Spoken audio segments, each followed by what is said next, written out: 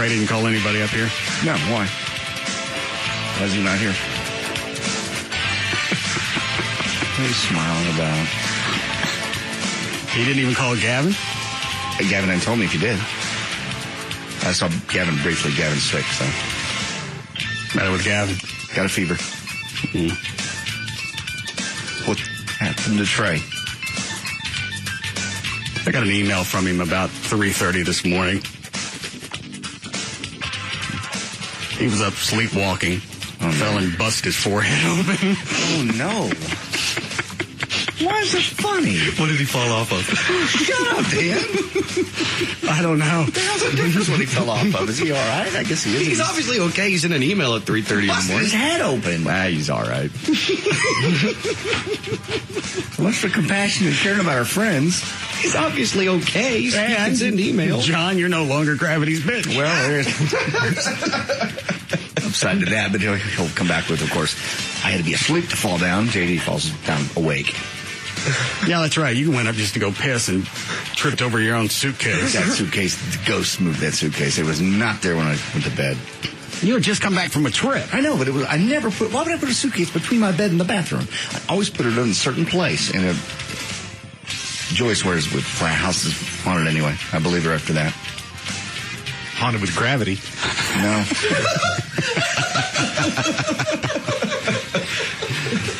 I forget, Everett. Why are you here today? It's Wednesday, and I'm coming in on Wednesdays now. Why is that? Because we're doing status reviews on Friday at the firm. Okay, fine.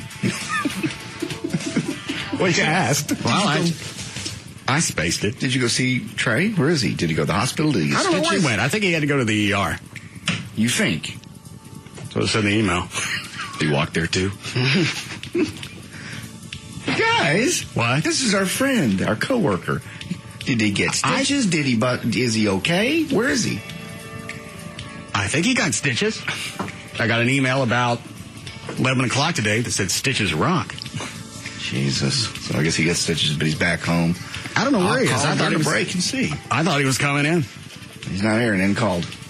Does he usually sleepwalk? Is this a first, or what's the deal? I don't know. I think he's talked about it on the air before. He has, yes. He's talked about it. Yeah, I think so. So he's done it most of his life. Does he... Stop laughing. I just could put myself in his place. No matter what would happen to me, y'all would laugh. Oh, a stroke. Is that Trey on the hotline? Hang on.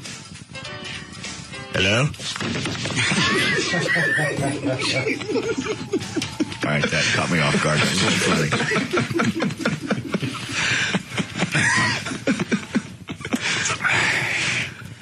Now, does he live alone, or does he have a roommate? I don't know. Okay. Why? The only thing of concern I'm actually thinking, other than laughing my ass off, is if you're a sleepwalker, living by yourself has got to be the worst possible scenario. Yeah, I'd strap myself down and put a bell on something.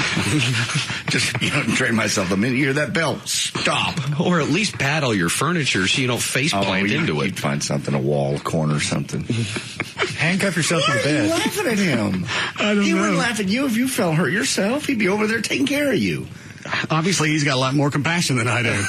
He would drop everything and drive over He and take sent care an of you. email in the middle of the night. Obviously, he's okay. If it was that serious, he wouldn't have taken time to get on the computer, turn it on, and send me a message. I guess. It wouldn't have been humorous either.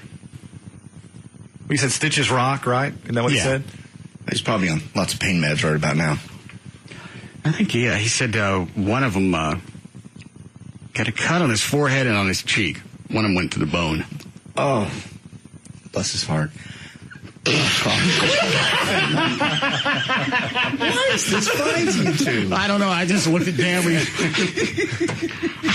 is it funny? It's funny to you, Everett? Absolutely. Made my day. It's because he's okay. That's why. He's still hurt. I was in a car accident. Killed him. They're I wouldn't be laughing. I'm not sure. This hard. It was like when Chloe and Chuck were dicking around with the airbag out in the hall, and Chloe accidentally set it off. And he comes in, and Chloe is absolutely just distraught. Barely breathe. Dan found humor in that. As did Trey, if I remember correctly. Yeah, I guess after I said it. Yeah, because Trey was laughing in the hall. And I think the airbag went off right in Chloe's face. Okay, y'all laugh away then. You're right. He laughs when other people get hurt, so it's just sad. Well, other people don't get stitches and get cuts to the bone. What kind of inconsiderate dick are you? You've been laughing all morning about it. When the airbag went off at Chloe, there wasn't any damage. He was just scared. Trey actually fell and had to go to the ER. I'm the one that's worried about it. You two snicker. I'm trying not to. Let us revel in our Schadenfreude. What the hell is he saying again? I don't know. Okay. It's a word meaning taking pleasure in the misfortune of others. Why didn't you just say that? Because Schadenfreude is the word for it. Because he's a goddamn attorney. That's why. What is that, Chloe? That's the airbag.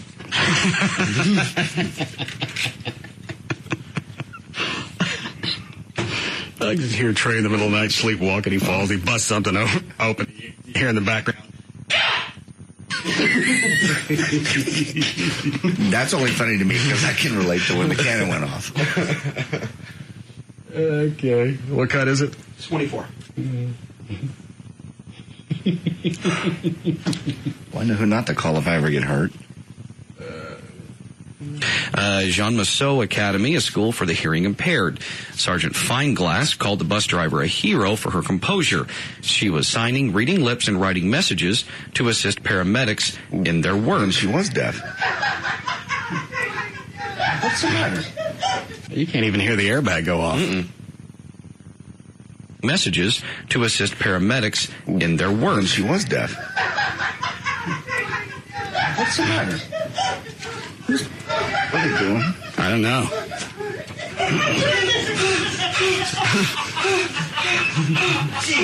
What the hell? Have you ever heard this ever? No, I haven't.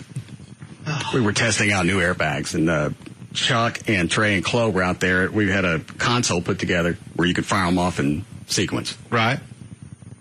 Chloe obviously did something and fired one of them off. What the hell? What's the matter? Chloe!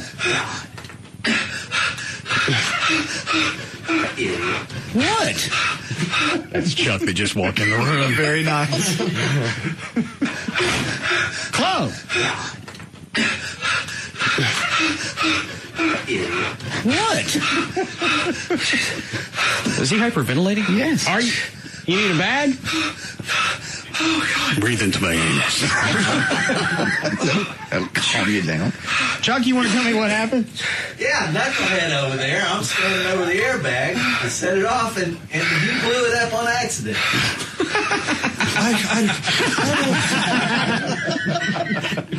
And I wouldn't have started laughing had it not been for Dan. Don't you blame me for That's this. totally your fault.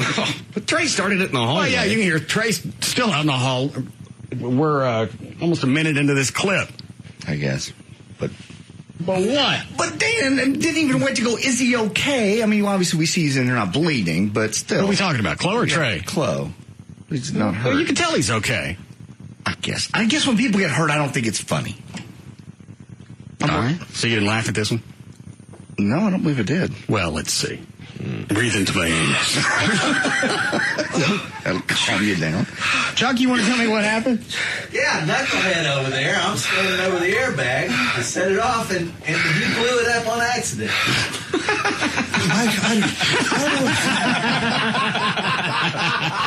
All right, maybe. Yeah, that sounds like. Well, I was laughing at you two laughing because I didn't laugh immediately. It's just funny that you guys bust out when somebody gets hurt. Off, and he blew it up on accident.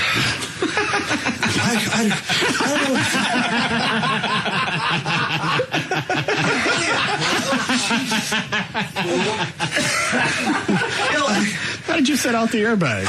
I was barely even, the clips weren't even really close to the thing. It just blew right up at my I told face. you not to touch it. It's funny because you're not dead.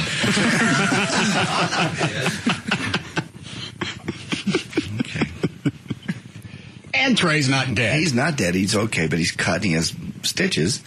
I'll call him during the break. See if I can call him now if you want. I'll wait till the commercial. Or unless you want to call him. You know his number? Yeah, I think I got it. Okay.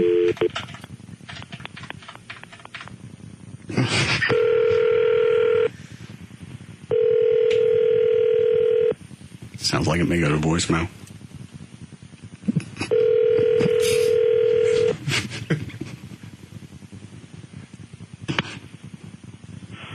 Hi, you've reached the mobile phone for H. Home. I am either on the other line or away from my phone. So please leave me a message, and I will return your call as soon as possible. Thanks for calling, and have a great day. To page this person, press 5 now. At the tone, please record your message. When you have finished recording, you may hang up or press 1 for more options. Stop that, you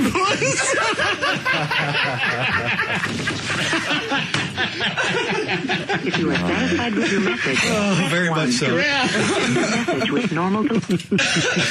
How's your puss? I hope he's not asleep. Why? Well, you know how dangerous that can be for him. Well, he's on meds. I don't know if you can... Oh, my God. There he is. Wow. Ever move over to the other mic? Is it still rude if we laugh in front of his bandaged face? All right, I got it wrong. It wasn't his forehead then. No. Cheek and nose.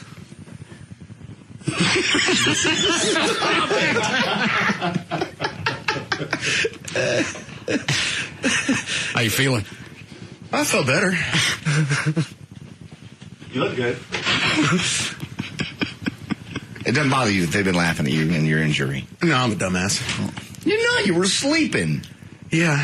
I mean, if it was me, you'd be calling me a dumbass, but I'm trying to help you out. You were sleeping. That's not a dumbass. So I expect nothing more. I guess. So I see you got the bridge of your nose and your cheek. Uh-huh.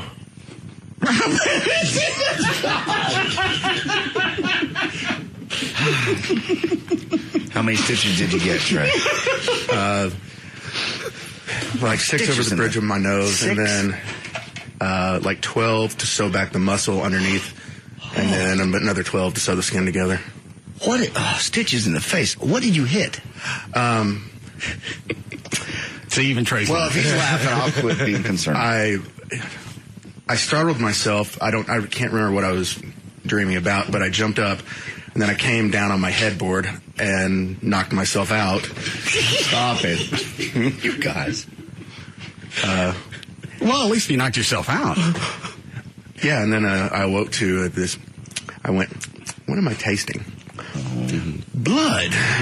Is it breakfast? So then I went and looked in the mirror, and Any idea how long you were out? no idea. Why did you get up and send me an email about it? Because I was up anyways. I had walked to the pharmacy to buy strips to, try to get the gash closed. Right. What'd they say at the pharmacy? I just got a lot of strange looks. And then? So then I was doing that and icing my face, and then went and saw the fine Dr. Toledo this morning. Why'd you go there? I thought you went to the ER. No, I wasn't going to take it with. I mean, it was deep. I knew the cut was really deep, and I wanted a plastic surgeon to sew it back together. So Dr. Toledo did everything? Yeah. Are you on pain meds? No. How are you not on pain meds after 30 stitches? And knocking yourself Man, I'll never call any of you if I'm ever seriously injured. Please do. No. You have to. I won't even let you know. JD's died of AIDS. He will not begin today. God, you're eerie. Why? That's just sick that you think one of our friends gets... That's a lot of stitches in your face. And you're laughing at him. He's smiling? Well, I think he's smiling because it's the only way to handle this room. Don't you feel better now that you're here? Yeah, there's nothing like being ridiculed. I was Thank listening you. on the way in. Welcome. I'm going to go ahead and look up the word sarcastic and see if maybe it falls into that category. Is the word cathartic? Absolutely. Very appropriate at this point. Eat me, Everett. You want to sit down, man? No, I'm fine. Okay. How long is it going to take for that to heal up? They're going to... I was really surprised they're going to take the stitches out Tuesday. Did Toledo say there would be any scarring? Yes. Bad? No. But he said it'll probably... I mean, eventually go away, but I have to do some microdermabrasion and other stuff after that. Very sorry this happened. I can tell your sympathy. I just know if it was you, Trey'd be over there. He dropped everything and drove across town in the middle of the night to take care of you. He got up in the middle of the night, he scared himself, and he knocked himself out. I know, but if it happened to you, he'd be over taking care of you. How do you leap up into the air when you're lying in bed? I don't know. Did you have a weird dream? You don't recall anything? I don't. Is there anything you can do in the future? We talked about this a minute ago. Tie a bell on yourself or something or other to keep yourself from doing this. No, it just happened. I mean, it's... First time you've ever really hurt yourself walking? Sleepwalking? No, I mean, I tore a ligament in my knee. Oh. That last night, too? No, this was... Tell us about that one. I was having a dream, and I dreamed there were...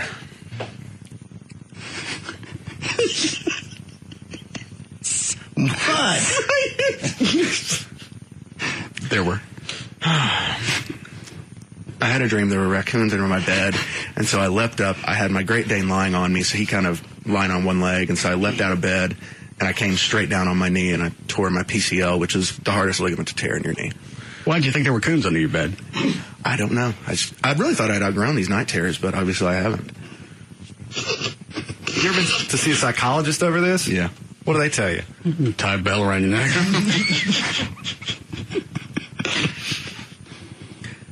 Sure you don't need anything? Yeah. Okay. And you're on no pain meds? No. I'd have them all. Doesn't hurt? Oh, it hurts. As the local Anesthesia? starts wearing Okay. off, yeah. Is there anything I can do for you? I go to the store and buy groceries. I can get you a nice cowbell. You'll send someone to do it. It still gets done. Again, it's the thought. Yeah. Have you, somebody's on the line too. You ever been to a sleep disorder center? No. You gonna think about it? I guess. I haven't had one of these in ages, so I don't... I think if I wake up and knock myself out, that's pretty much time to be concerned. Yeah. Can you reenact it? Yes, Chloe, bring your head over here and I'll show you. Hey, I wasn't laughing earlier. Leave him alone.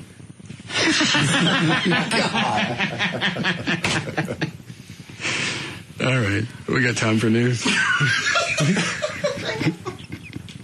No. Oh, all right. Load up a break then. Anything else going on? I'm just still shocked that you think this is so funny. Even 20 minutes later that he's here, he's clearly... Well, it's funnier now because we have a visual. 30 stitches in his face. I sent an email earlier today. I said, how's your mug? And do you have any other listings for my mom to look at? You sent an email. Wow, how just incredibly... Obviously, he wasn't in the mood to talk. That's all. He's sending out his emails. I didn't know if he was in the ER or wherever he went. Normally friends would pick up a phone and call. I didn't call you for the 2 years your voice was out. Well, that's true. I forgot what an ass you could Why be. would Russ change now? Yeah. And why would I call you if you got no voice? Why remind you? I could talk. Every time the phone rings, that would remind you can't talk. There was only 30 days I couldn't say a single solid. I didn't know that. I thought it was a couple of years. It was a couple of years that I was sick. Call somebody and tell them that. I did call the people that cared about me enough to call. Hawkeye called from KSCS. A couple other guys from sales called from the KSCS over there. Benjamin Dover called me. He checked in from time to time. Several people did. All right. Friends of mine, Phil, my pilot buddy, checked on me almost every day. Okay. So I had friends around me. Well, then there was no reason to make you feel claustrophobic, overwhelmed. You certainly accomplished that. You're a true friend. Thank you. Sure, there's nothing we can do for you, Trey. Right now, I'm okay. Need anything for the house? No. Helmet? Tarp? You know, Dan shoot coffee out his nose. How about baby bumpers? I could use a tarp right now. I warned you before about SIDS. You didn't listen to me. We need a break. Daniel. Try taking a date home and have baby bumpers on your bed.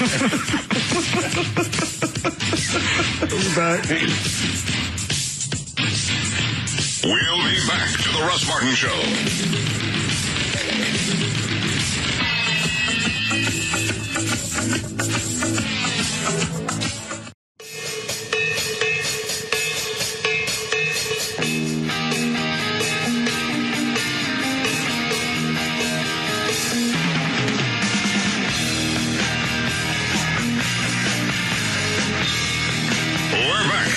Russ Martin Show.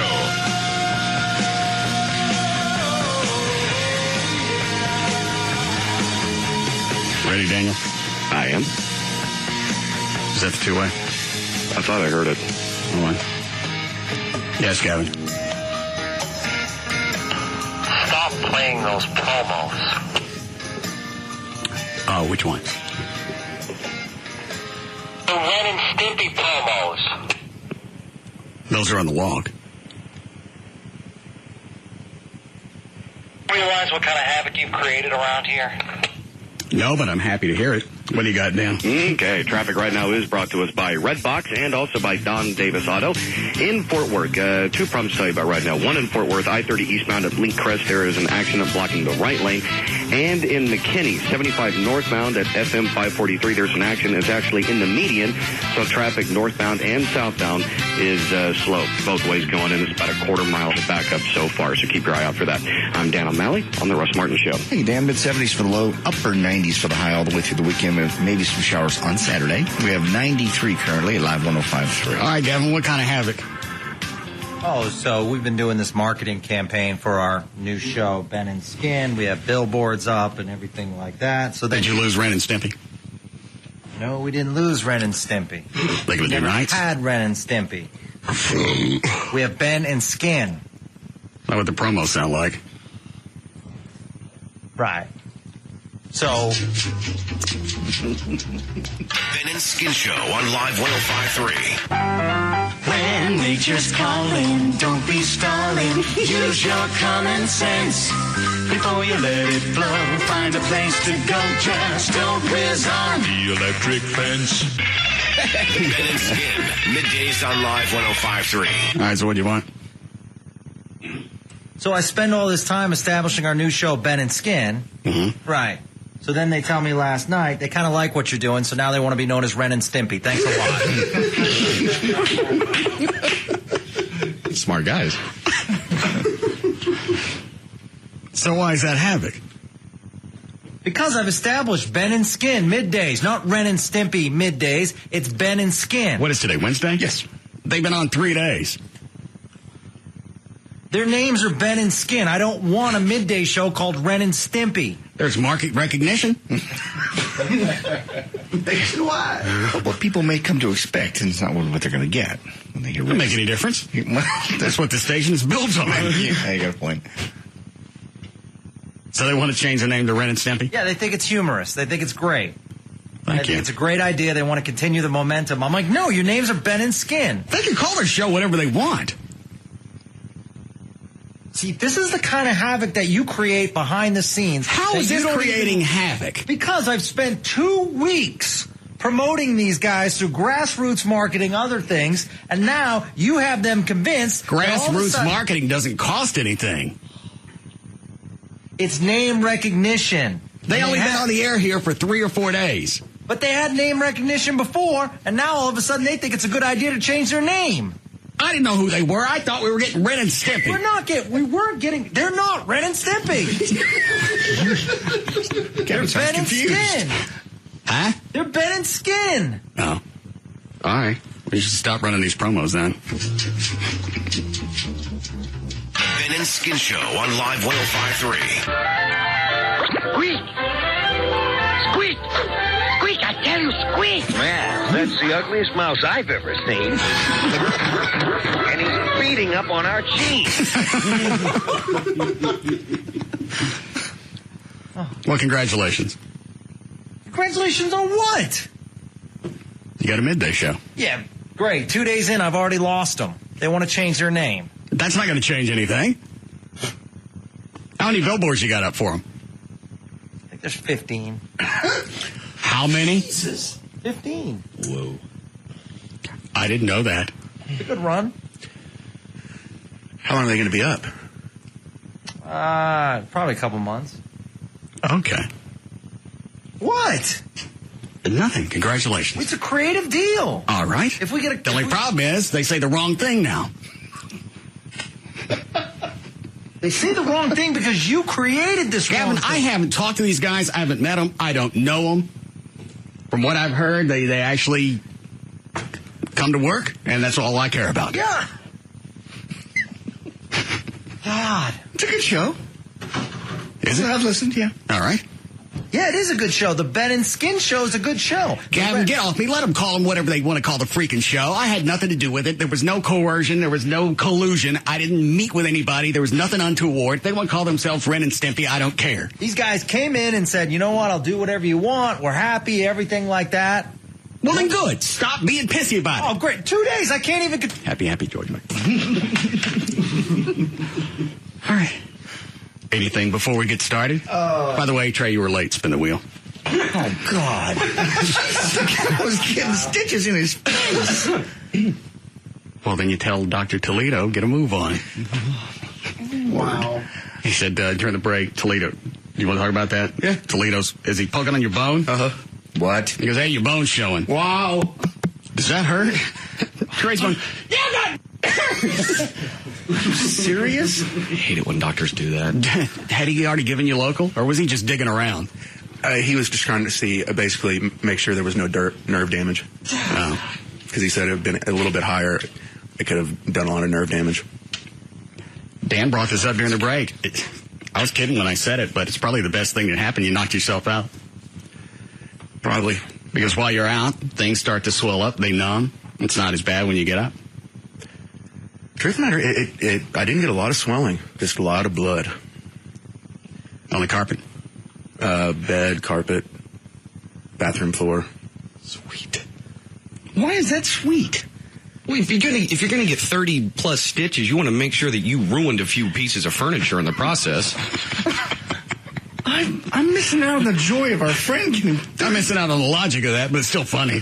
There really is no logic. I mean, when I had a steel rod put in my arm to set the bone for 10 weeks, they tried to take it away from me. When they took it out, I said, that is mine. You give me that. And I had to convince him. I wanted to keep it. Oh, it's too morbid. Give me that rod. Why did you want the rod? Because it was in my arm for 10 weeks, and it screwed up my arm for the rest of my life. I'd like to hang on to it. I believe if I had my appendix out, and even as long as I've had that, it's not something I'd want to carry as a charm bracelet. Well, in Oregon, I'll let them. They can do with that what they want. I was pissed when they threw away my colon.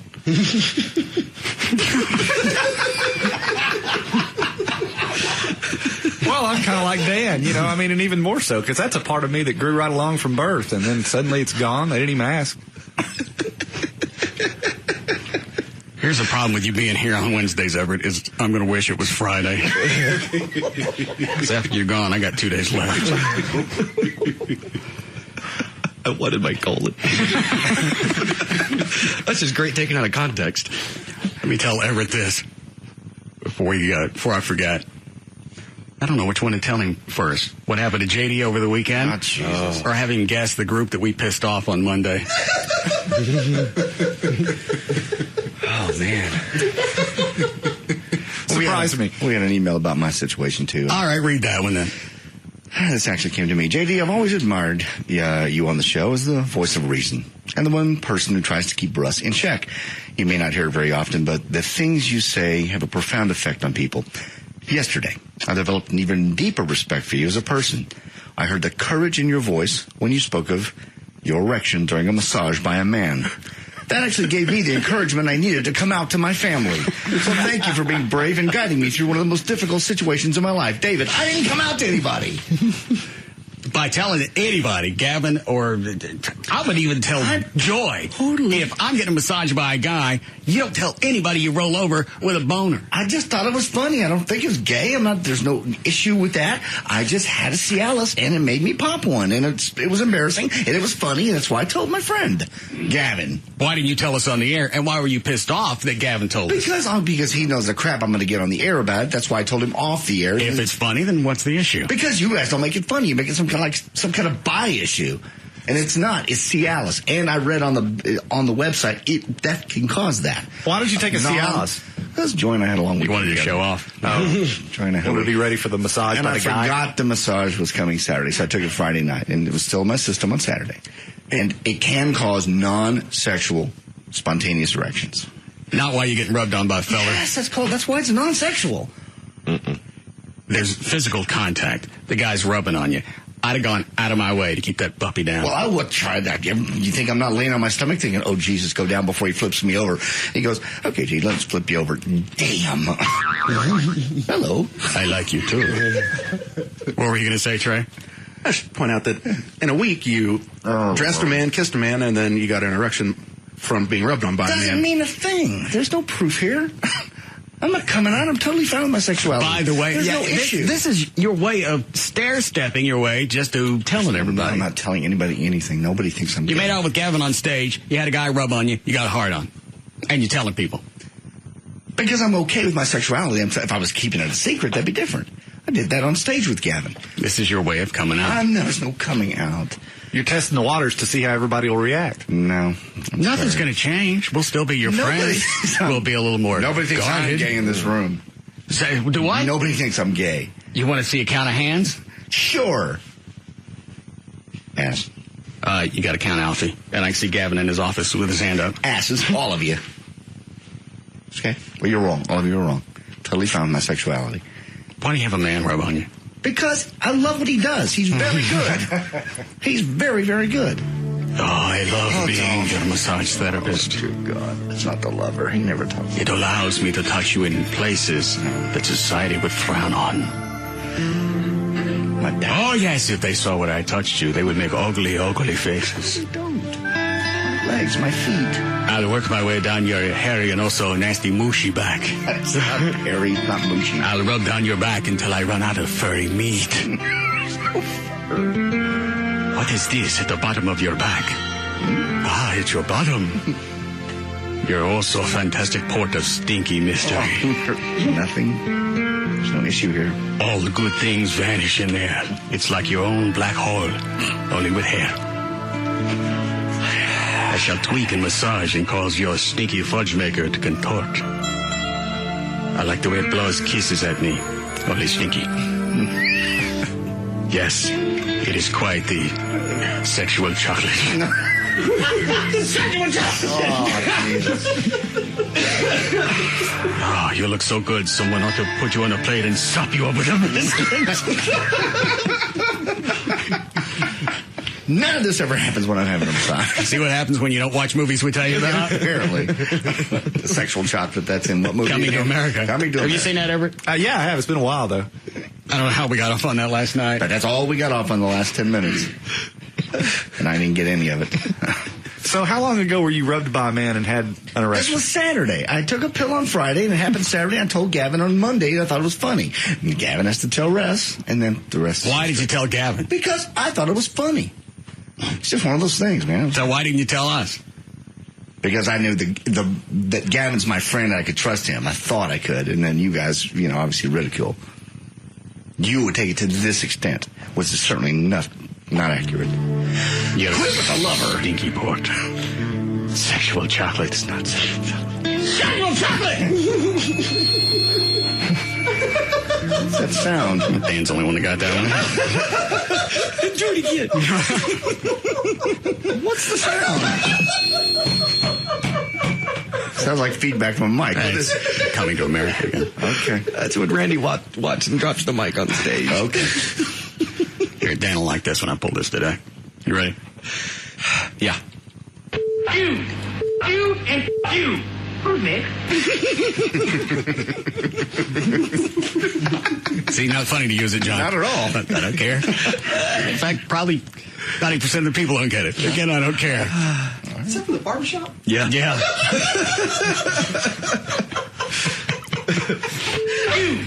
You, and you. Who's next? You can actually hear the smile when he says, "Who's next?" I am almost done rubbing on your balloon knot. Let me roll you over and explore the wonders of your front side. Well, what is this? Look the other way. I see I've awakened the beast that dwells in your man panties. Not at all. What a compliment to my skills. See, Alice did. I see I've achieved the results that I desired. Oh, yes. I will give it all the attention it requires. It doesn't need any attention. I will hug it and squeeze it and call it George. Now that one I get. I didn't think Dan would get that, and he did. Finally something I've seen. You just had a man name your Peter. Stop it. I think that makes it official. No, doesn't at all. So why are you having a guy rub you? Go ahead, Everett. Terry, he's been rubbing me for 15 years. He's my massage therapist. I don't know about you guys. I've had lots of massages. You're going to have to use a different voice if you're going to talk about this music. I don't know. It doesn't work for you. In fact, if you push it with JD, he gets defensive. About the experience that this Terry guy has. Terry's awesome. No chick can do anything that he's able to accomplish. I bet that's right. I have paid people. I've paid for people's first session with him because he's so good. I sent Chloe. I sent Gavin. I paid for their first time there because it's so good. It's so amazing. You're whoring him out. I'm not whoring him out. I just want somebody to experience it. Are you his pimp? I'm not his pimp at all. You get a cut? No, of course not. Chloe, did you go? I get a cut of my own money. And how was it? Actually, I'm all about the chicks. I've never had a guy giving me a massage before. Maybe on the shoulders, like one time in the conference room. Watch it. Exactly. When they come up here to give a massage. But anyway. Okay. It wasn't somebody like David Henry that came up. No. But I had some sort of nerve. Well, he said he's in the conference room. Somebody's rubbing on him. Staff meeting. You look tense. Go ahead. But anyway, I just had a nerve issue, and he was able to work it out. And actually, the only guy that has the right pressure points and doesn't oh my God, kill you. So, in JD's defense, and you're telling me there's no chick out there that could do the same thing? Possibly, but if I was referred to one, then maybe I would go. I just went to this guy because JD referred him. Have you continued to go? No, but I want to go back. He's a little pricey.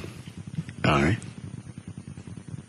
Why don't you bring him up to rub on me? No, I will not. If I get an erection, then you can call me I queer. will not bring him up here. Subject him to this. I'll even take some Viagra. I'll take them both. No, right before he comes up, and I'll show you that there's no reason to get an erection. I will not bring him up here. But that's nice of you to offer. Do you find him attractive? No. Why'd you get a boner? The Cialis did it. I was driving down the road and pop one. I just walked into the mall the other day and popped one after the Cialis. It just happens. Did you see a trucker? Quite embarrassing. No. I was walking into Home Depot a couple of weeks ago. Place is full of men. Construction workers. Yeah. We all want to hug it and squeeze it and call it George. No, you don't. I think they're having a free seminar for it. Perhaps these actions that cause your erection question our manliness. No. Let's shove a Winston in your pee-pee. No, let's don't. There, that looks manly. Smoke for me. No Winston's, no smoking of my wiener. Enjoy the nicotine pulsing through your big bulbous meat weenie. Somehow it still doesn't look manly enough. Let it go. Let's put this cowboy hat on it. No. A nice bolo tie. Perhaps some overalls. It's like a mini Roy Clark. Only with balls. Get off me with this. All right. Oh, thank you. Everett, the group we pissed off earlier this week were fishermen. Fishermen? How do you piss off fishermen? We're not really sure. There was some chick that called. Her husband's a fisherman. She was driving. She wouldn't shut the radio off. He made her stop so he could get out of the truck because he wasn't going to listen to the commie talk. Well, what was it that you said that pissed off fishermen? I guess is a better question. I'm not sure. It was all innocent. No, it was not. Somebody tell me. Man, it's not like they were very simple and stupid people that all they spent their time with, all they spent their money and energy on is tricking fish. That's what they're doing. I'm surprised they could put down their poles long enough to call in. You got a tackle box full of 200 or 300 different lures just so you can go out and pull some tomfoolery on mackerels. It must be huge. The radio show on KLLI is huge. People call in. You can sell anything if you market it. You can't tell me you need 300 different lures just to catch fish. You certainly don't, but I'm saying obviously a lot of people buy into it or wouldn't be on KLLI, and Gavin wouldn't have got complaints when he pulled it off.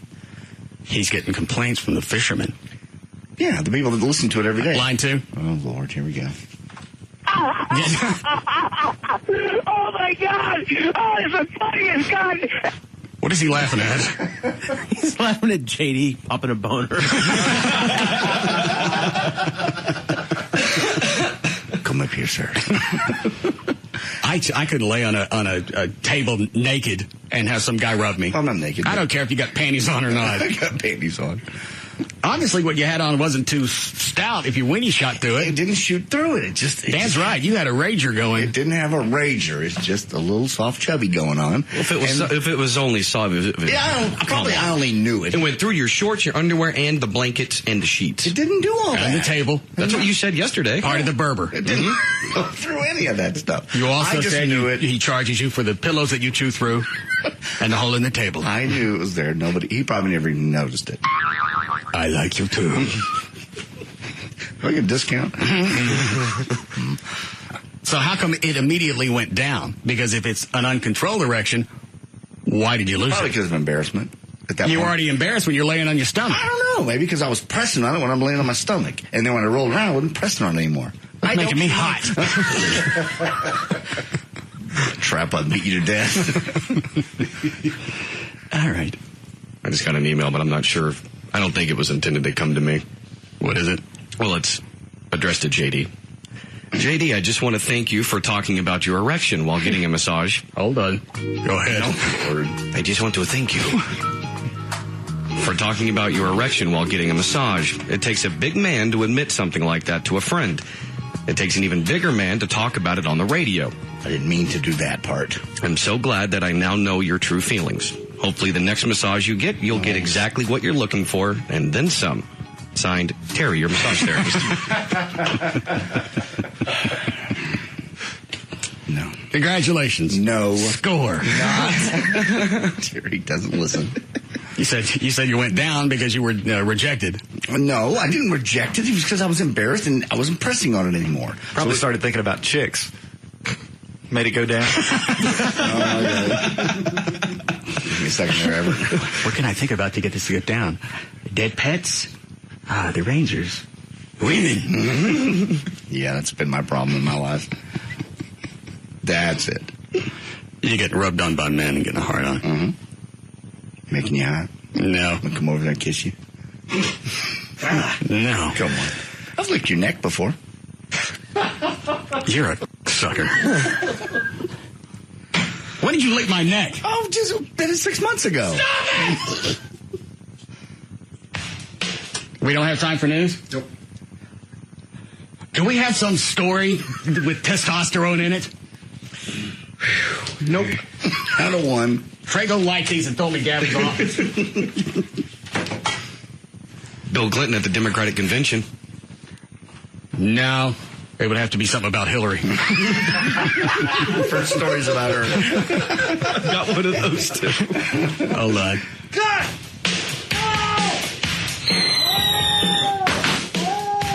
We'll be back to the Russ Martin Show. All right.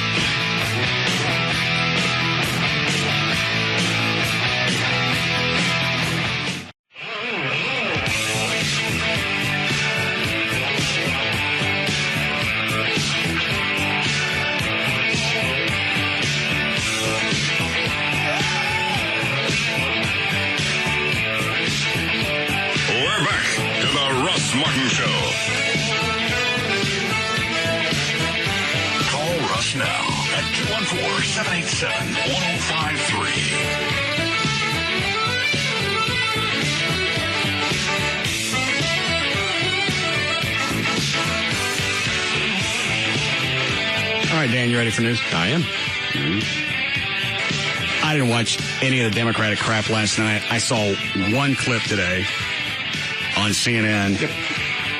It was Hillary, and it was her comment about Bush being with McCain in the Twin Cities. Yeah, that's cut 110 if you want to hear it on my audio. It was that one, and then her big no way, no how, no McCain thing. That's 109. That was kind of the clip that everybody's going back to. What cut was the Twin Cities? 110. Did you watch any of it, Trey? Were you conscious?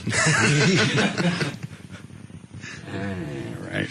Now, John McCain is my colleague and my friend.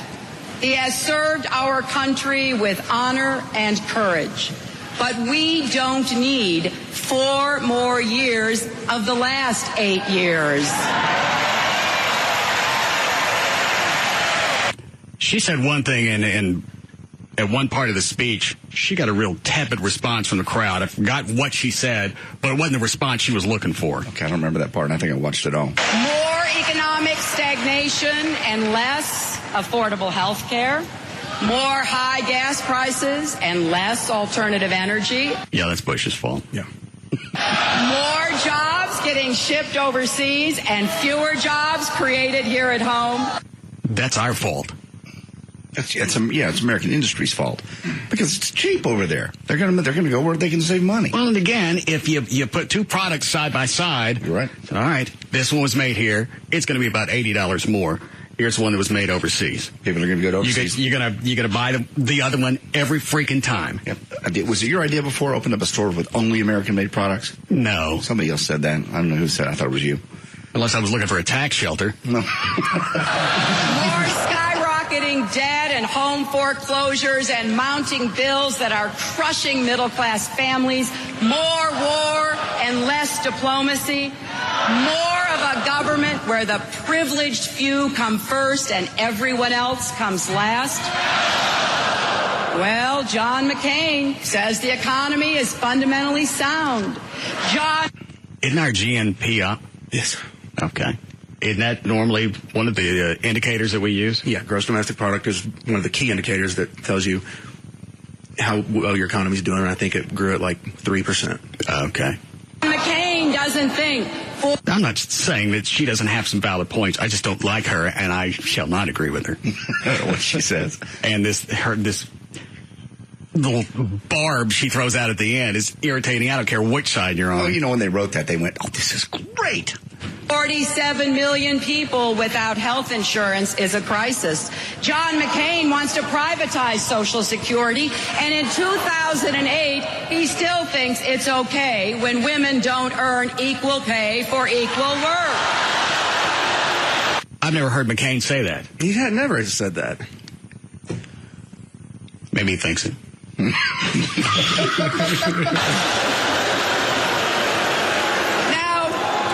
Here it comes. With an agenda like that, it makes perfect sense that George Bush and John McCain will be together next week in the Twin Cities because these days they're awfully hard to tell apart.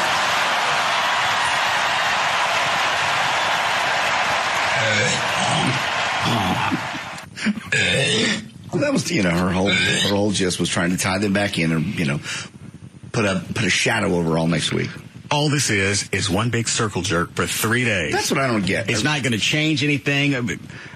I think the polls show 10, 15% of the people that are going to vote are undecided. You're not going to get anybody over to your side of the party with this yank job. I watched it last night. And the same thing with the Republican Party. You're not going to get anybody from the middle. Of course not. That's not what this is for. This is a cheerleading session, pure and simple. I looked at what you said yesterday. All the money, all the time, all the energy spent on a show for who? All the people in the audience, they're already on your side. They wouldn't be there. And we know how it comes out. Obama gets the nomination. Yeah, there's no mystery here. No mystery at all. You're not going to learn anything. That's why I caught myself last night going, okay, she's about here. I better watch the whole thing. That way I know what she's going to say. What a dumbass. Well, there was the slight chance that she was going to turn on him and call for a vote. Now that I'm up here in my pantsuit. And you know that was a concern with everybody on with Obama's camp is she going to screw us on this? Because we haven't paid off her debt yet, and that was part of the deal, is I'll endorse Obama if you take all my political debts and you help me wash them out. And they haven't come close. They're still dancing around in the six figures, and she's up to, what, 15, 20 million? Yeah, and after this, they can't. They can't? No, after the convention, it becomes illegal for him to pay off her debt. So she's just going to eat it. Yep. And if she's had to campaign this hard to convince the rest of her party that she's really behind Obama, then you ain't doing that good of a job.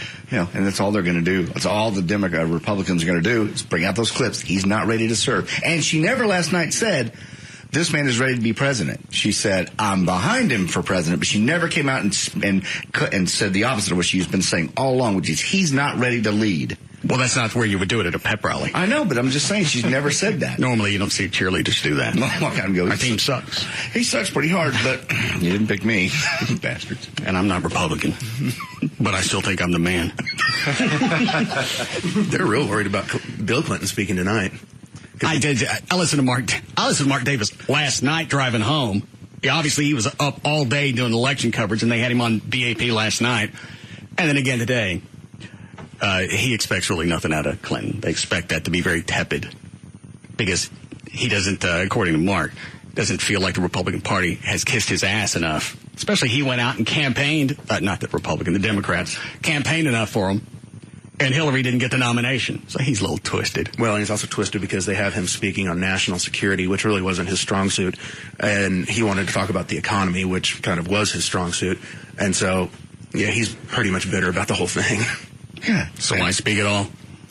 Because you're the former Democratic I mean, you're right now still the face of the Democratic Party and still incredibly popular. You still screw fat chicks. Boy, did he ever. I don't care what his... I know his approval rating was almost in the 70s when he left office, which is almost unbelievable. But all I'm going to remember is he screwed fat chicks. Mm-hmm. Well, and if you're president of the largest nation in the free world, shouldn't you be able to get some hot poon? We talked about that before. Yeah. I don't recall any of the chicks he banged being really hot or something you'd want to hold up to the rest of the world. At least Kennedy was banging Marilyn Monroe. Yeah. Something you could be proud of. Not any of the ones that came out anyway that we ever found out about. No, Jennifer Flowers was pretty hot. But he undid it with the rest of them. Oh, Paula Jones. Oh, God. Even after plastic surgery, she's still one of the doggiest chicks you'll ever see. And they've focused nonstop on John Edwards and his infidelity. We're already used to that with Clinton. Why would John Edwards be the poster child for infidelity? Just because his gargoyle had cancer? I think so, and just for the fact that he had been asked about it because there had been rumors, and he consistently denied it and even got angry about it. Well, you don't tell people when you're cheating. So again, that's why they call it that. Well, and Clinton lied under oath in a deposition. I did not have sex with that woman. And then came out later and said that he lied to Ken Starr because he didn't want him to win. Right. So how do we forget that? Again, that's why we call him Teflon. You know, just nothing ever stuck to Bill. Nothing. A lot of stuff stuck to him when he was leaving the White House. Computers and everything else he took out. That's mine. What? That's my computer. I'm taking that one with me. Got all my stuff on it. I'm a fat chick porn. Isn't that funny?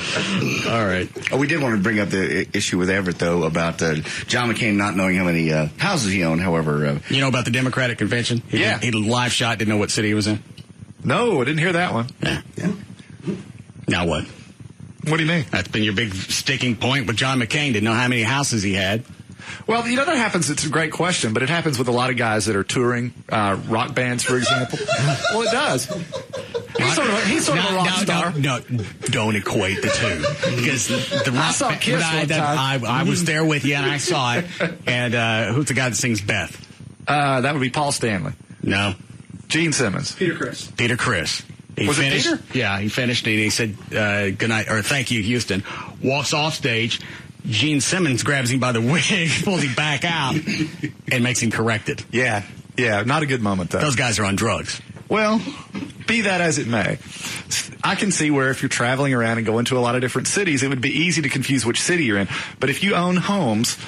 If your wife owns homes, that she has recently bought and sold, she bought one for her daughter. Then you should say that I don't know because my wife owns homes. I have this many homes that I know I have. It's not that pertinent.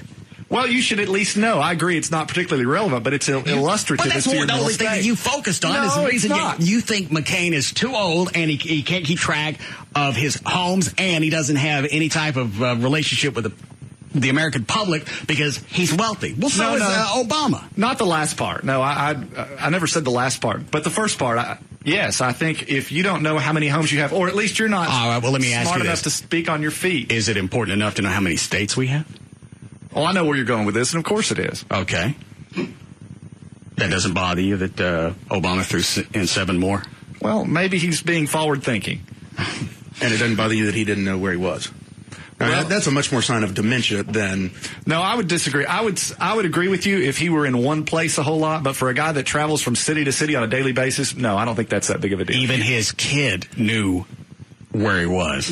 Well, he's keeping better track. Obama has other things on his mind. So does John McCain. Well, but he should know how many freaking houses You don't have to know how many houses you have. I know how many houses I have. You have one. It's a lot easier to keep track when you're poor. Well, you have one. All right. How many houses you have, JD? Just the one, barely. Okay. Well, I mean, that's my point. Most people know how many houses they have, and if they don't, that could Most people have something. one house. Well, that's not a valid argument. Even if you have 7 houses You're worth, what, $13 million? Whatever. Whatever. Dan. Yeah. All right, Chloe. All right, 4:35. Go ahead, Dan. Apparently, Trojan is giving away free condoms at the Democratic National Convention. I thought John Edwards wasn't going. Clinton's still there, though. I forgot. And they've actually set up a roller coaster ride where a robotic pig oinks about various STDs. Monica. Is that, what'd you say? Monica Lewinsky. I was thinking about Elizabeth Edwards. But go ahead. It's better Clinton time. Yeah. According to a spokesman for the company, the idea here is to start conversation about the fact that there are 19 million new STD infections every year. Why would they think I would listen to pigs about bumps in my wing? I just think it's probably, the animation, something fun to talk about something nasty. It's also part of their latest marketing campaign. Have you seen any of the TV ads? That's right. I've seen the print ads of the "Don't Be a Pig" thing. Right. It's a bar full of people, and some guys are talking to chicks, and there's some pigs talking to chicks, obviously portraying men. Oh, okay. As animals. Because they don't wear condoms. I haven't seen that at all. Okay. And then now, if you reverse that, and you had guys talking to pigs, then the women's group, National Organization of Women, would come unwound. Oh, absolutely. We're not pigs. Even in the bar, we're not pigs. Mm-hmm. You've been out with us. That's one reason we call it hogging.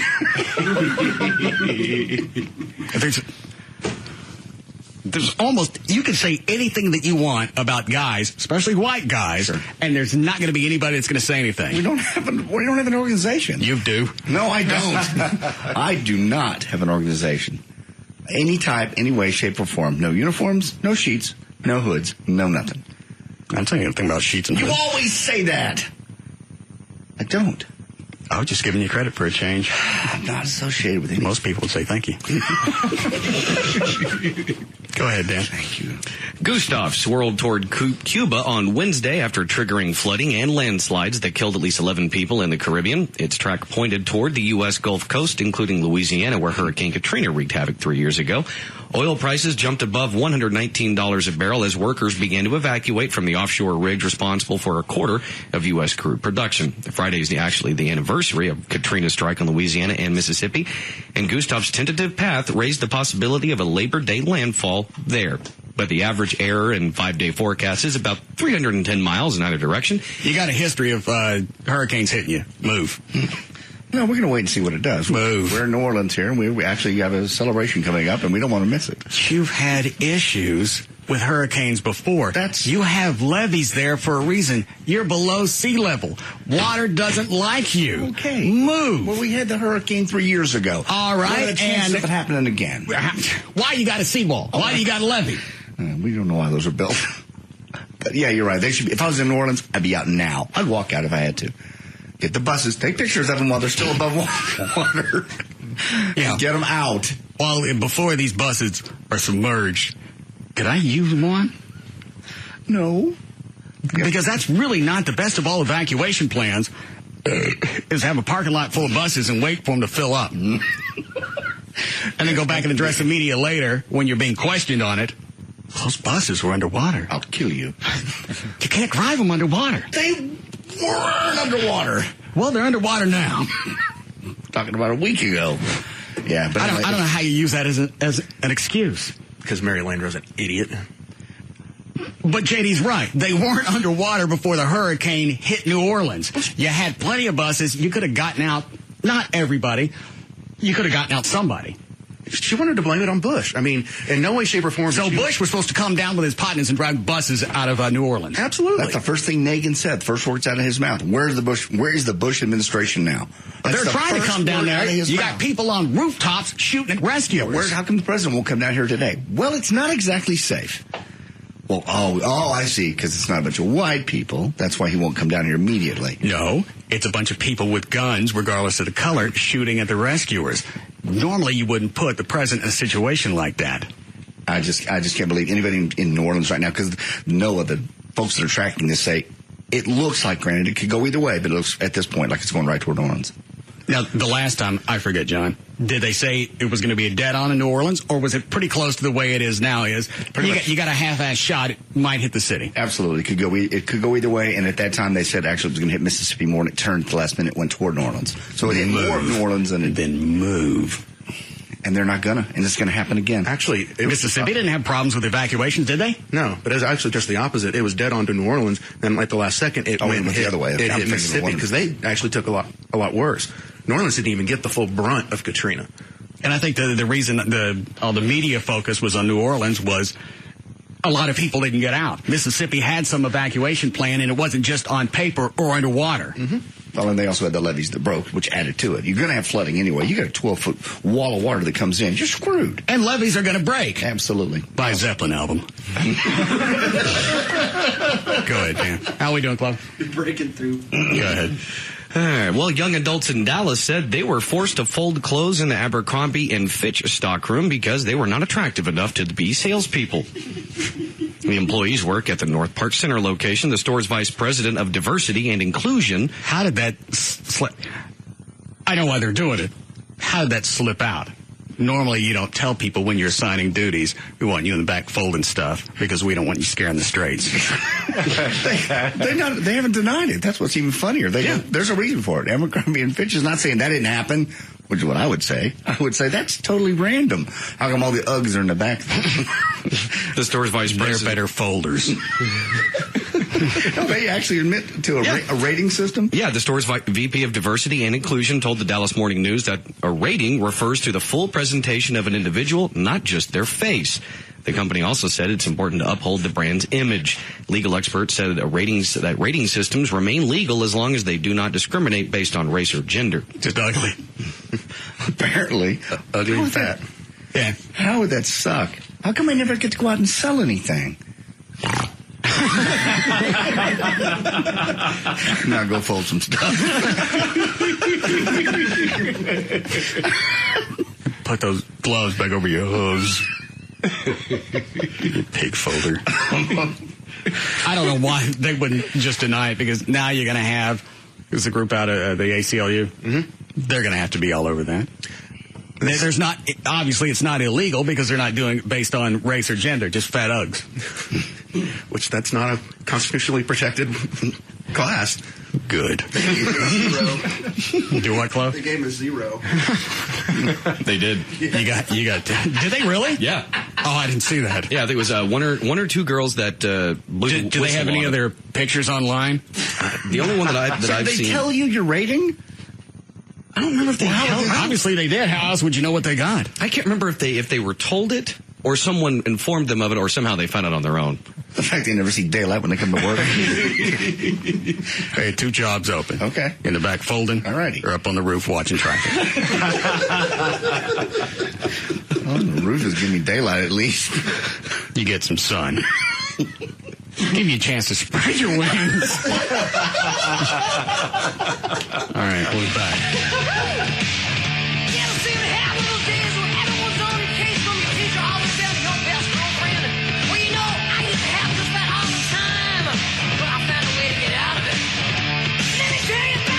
We'll be back to the Russ Martin Show.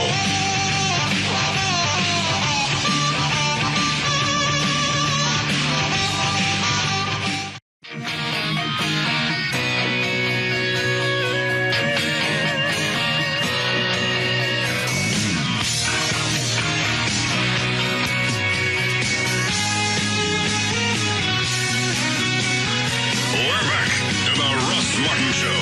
No Cuervo, no margaritas, just ain't enough good Is that Toby? Yes, it is. You have Trey put that in. Whiskey Girl. No, I didn't actually. But thank you, Trey. I love this song. Yeah, you did. Trey, little weasel. Yeah, I asked you if you put it in. Ragged on me. Are we reminiscent of our program director days or music director days at the Eagle? No, not really. I just think it's a good song. I just thought maybe you hear it, you like it. It's like when we first played the first Toby song. I want to talk about me. When I don't want to hear any Toby, and you liked it. And it stayed in ever since. But I don't get a van. You don't get a van, no. You can get tickets to the Toby show next week. I don't want that. Oh. You got a van. Well, I didn't get a van for playing music. That's right. You got cash. So I've never got cash for playing music. That would be illegal, a federal offense. Didn't do it. Didn't ever. How'd you buy a brand new van with cash? My wife and I worked and we saved for it. She was a teacher. I know. We saved up. We didn't have kids back then. See, she didn't put her paychecks in the bank. She just cashed them, and y'all just kept the cash around the house until you had $10,000 and you bought a van. No, Everett. I'm just asking. I certainly never got cash for any song I ever played on the radio. Ever. Nothing. You paid by the album? I got occasional trips to the MTV Awards. That's better than iTunes. Yeah. All right. You want a legal ID here? Did you do one? Yes, please. All right. 4:58 at KLLI, Dallas, Fort Worth, Texas. Dan O'Malley's here with more news. Thank you, Russ. Dallas police are searching for a man who held up a Burger King drive-thru overnight. The robbery happened just after... One of your clients, Everett? No, I'm paid in full. Apparently not. Isn't that the way you normally talk them into finding cash? Well, no, I didn't talk him into it. I merely made a suggestion that he pay me for my services, as we had originally agreed when he And right after you told your client that he was in arrears and he needed to do whatever to get his cash, he went and held up Jack in the Boxes. Well, now, that was his personal choice. What'd you tell him, Sonic? I didn't mention anything about committing robberies. I merely indicated that he would be required to pay me if he wished for my continued representation. Did you ever say anything like, I don't care how you do it? You know freaking well that's exactly what he told him. I don't care how you do it. You owe me cash. You go find it somehow. Well, my intention was for him to obtain it lawfully and then pay me. All right. That, unfortunately for him, did not happen. Now, is this Burger King guy one of yours? What's his name? Read the story now. The robbery happened just after midnight in the 7300 block of South Cockrell Hill Road. Police said the man ordered food, but when he pulled up to the pickup window, he pointed a gun at the manager and demanded money. Police said he fled with cash. They gave him cash? Yeah. Oh, thank God. How much did he get? They didn't say. Everett will know. I'll let you know.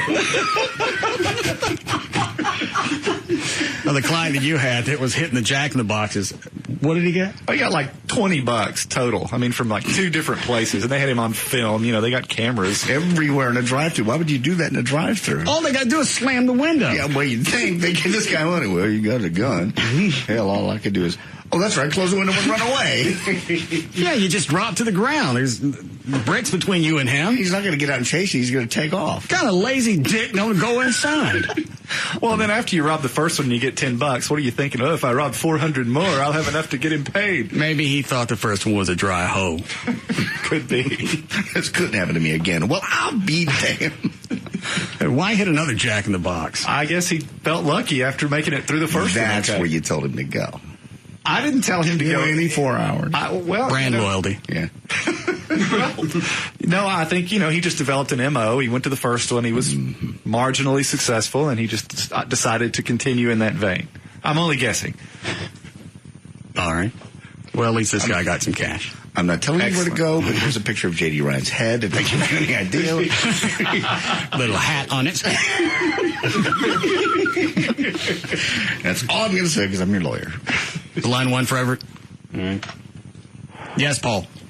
Hey, Everett. I had a question for you. My wife was in North Richmond Hills and ran a red light, and we got a notification in the mail saying there's like a $75 fine. Right. I called them about it because they sent it to me because the car's registered in my name. So they sent it to me, and I said, well, hey, it wasn't me. I was at work that day. I've got proof. And I said, so what happens if, is this going on a driving record or what? They said, no, it doesn't go on a driving record. I said, well, okay. Well, I told my wife, you better go pay it, and she didn't pay it. So now we got a notification saying there's a $25 late fee on it also. What's the question? What's my legal standpoint on this thing? I mean, is it something I have to pay, or is it? Well, I guess the lawyer answer is yes, you should pay it. Here's the thing: it's an administrative violation. It's not criminal in nature, so they can't issue a warrant for your arrest if you don't pay it. And so the teeth in the statute, they're very minimal. Yes.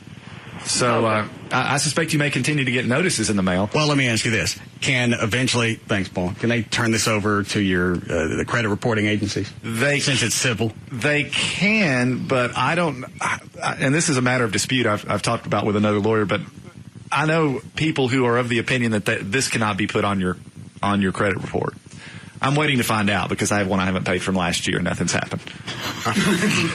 I know City of Dallas does. Have you no decorum? Well, you can challenge. You just told people now they can go out and pop through red lights. No, I said just don't pay the fines. Well, I didn't say that, but... You want me to hit the delay? No. Now's the time. Okay. You want me to hit it? Sure. It's too late. All right. You want to try and rehabilitate? Yeah, pay the fines.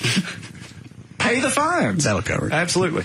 Should pay those. They're very inexpensive, and if you need the money, Jack in the Box is 24/7. I'm kidding. It's a radio show.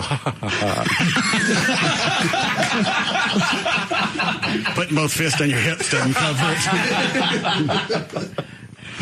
On KRLD's website, Gavin has taken it upon himself to go ahead and post all the locations of the red light cameras in North Texas. Well, a lot of them are coming down, actually, because they've proven to be unprofitable, because people figure out where they are. That means they're working.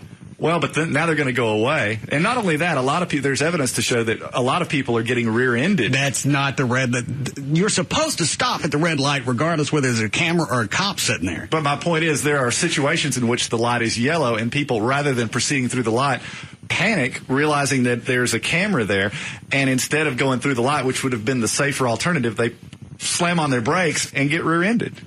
If the light's yellow and you're in the intersection, you don't get a ticket. It's got to be red before you hit the intersection. Well, but my point is there are situations when it would be safer. That's not the camera's fault. That's poor driving. Well, that is a consequence of the cameras.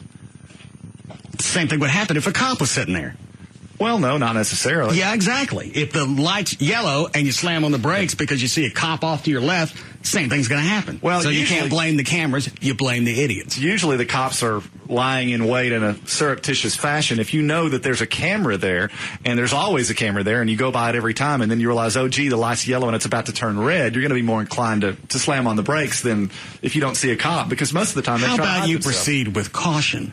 Well, that would be ideal, and I agree that would be better, and it would be better if no one ever had accidents, but the fact remains there is evidence that suggests that red light cameras increase rear-end collisions at intersections. That's factual. I mean, you can dance around it however you want and talk about it different ways, but that's what happens. That's still idiotic. Well, it may be. And also the person behind you obviously is following too closely, so now you got two dildos. Well, doesn't change the fact that it's causing accidents. So I agree. We should have no control at, why even have red lights? Well, no, we should have red lights, obviously. That's not what I'm saying. Why? You don't want anybody to pay their tickets? Well, no, I want people to pay the tickets that will result in warrants. You couldn't have talked about this on your show on the weekends, could you? Well, somebody called in. I didn't bring it up. Nobody got you in a headlock and went, all right, tell him. Well, he asked about his red light ticket, and it's administrative. It's not criminal. No warrants will issue, but pay it. All right. Any more of those, Alfie? Let's see how much more damage we can do.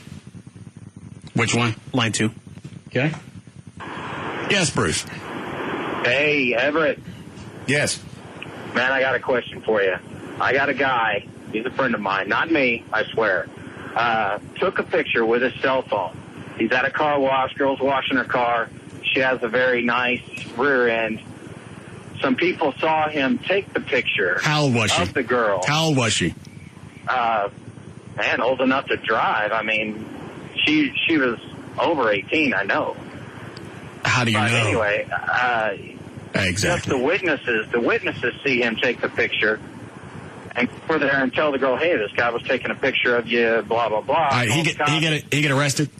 he could absolutely get arrested. All right, Everett, is there a defense on that? Well, I think it turns on one's expectation of privacy. There was a case not too long ago in Austin where... Well, that's why I asked how she was. Does that matter?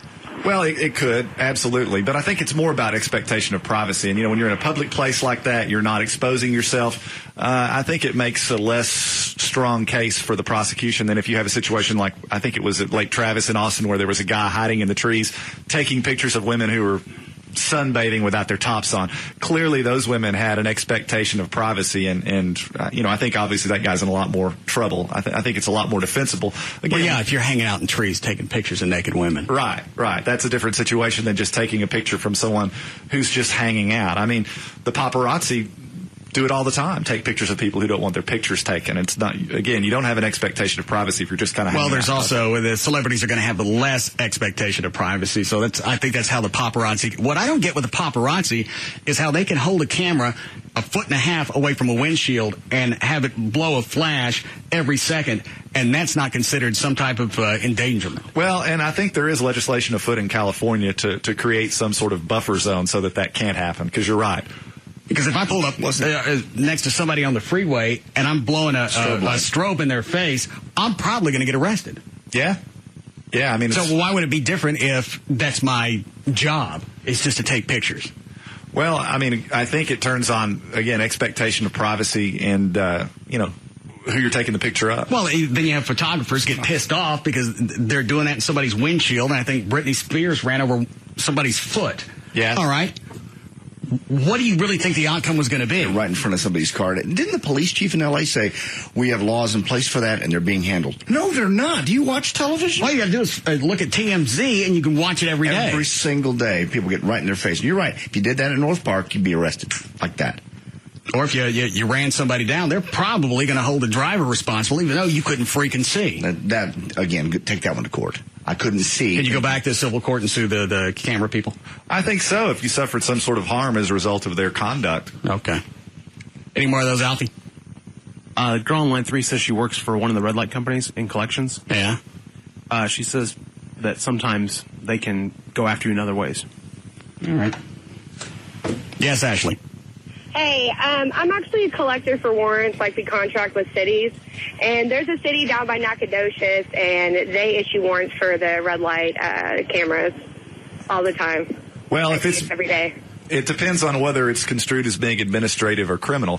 Same goes for parking tickets. There's certain cities, for example, in the city of Dallas, where parking tickets are... Don't do this whenever, because I know where you're going with it. Well, no, they're administrative. Thanks, Ashley. They're administrative. All right. And there are other cities in which it's criminal. It just turns on how... Well, at least parking tickets, if you don't pay it, they boot your ass. Well, only after 3. How many do you have? 2. And the city of Dallas tries to put it on your credit record if you don't pay them. Now, it doesn't change anything, because I think the city of Dallas, you blow through a red light, they have an officer go back and review the video, and that's when the ticket's issued. Ooh. Oh, you're a dick. Go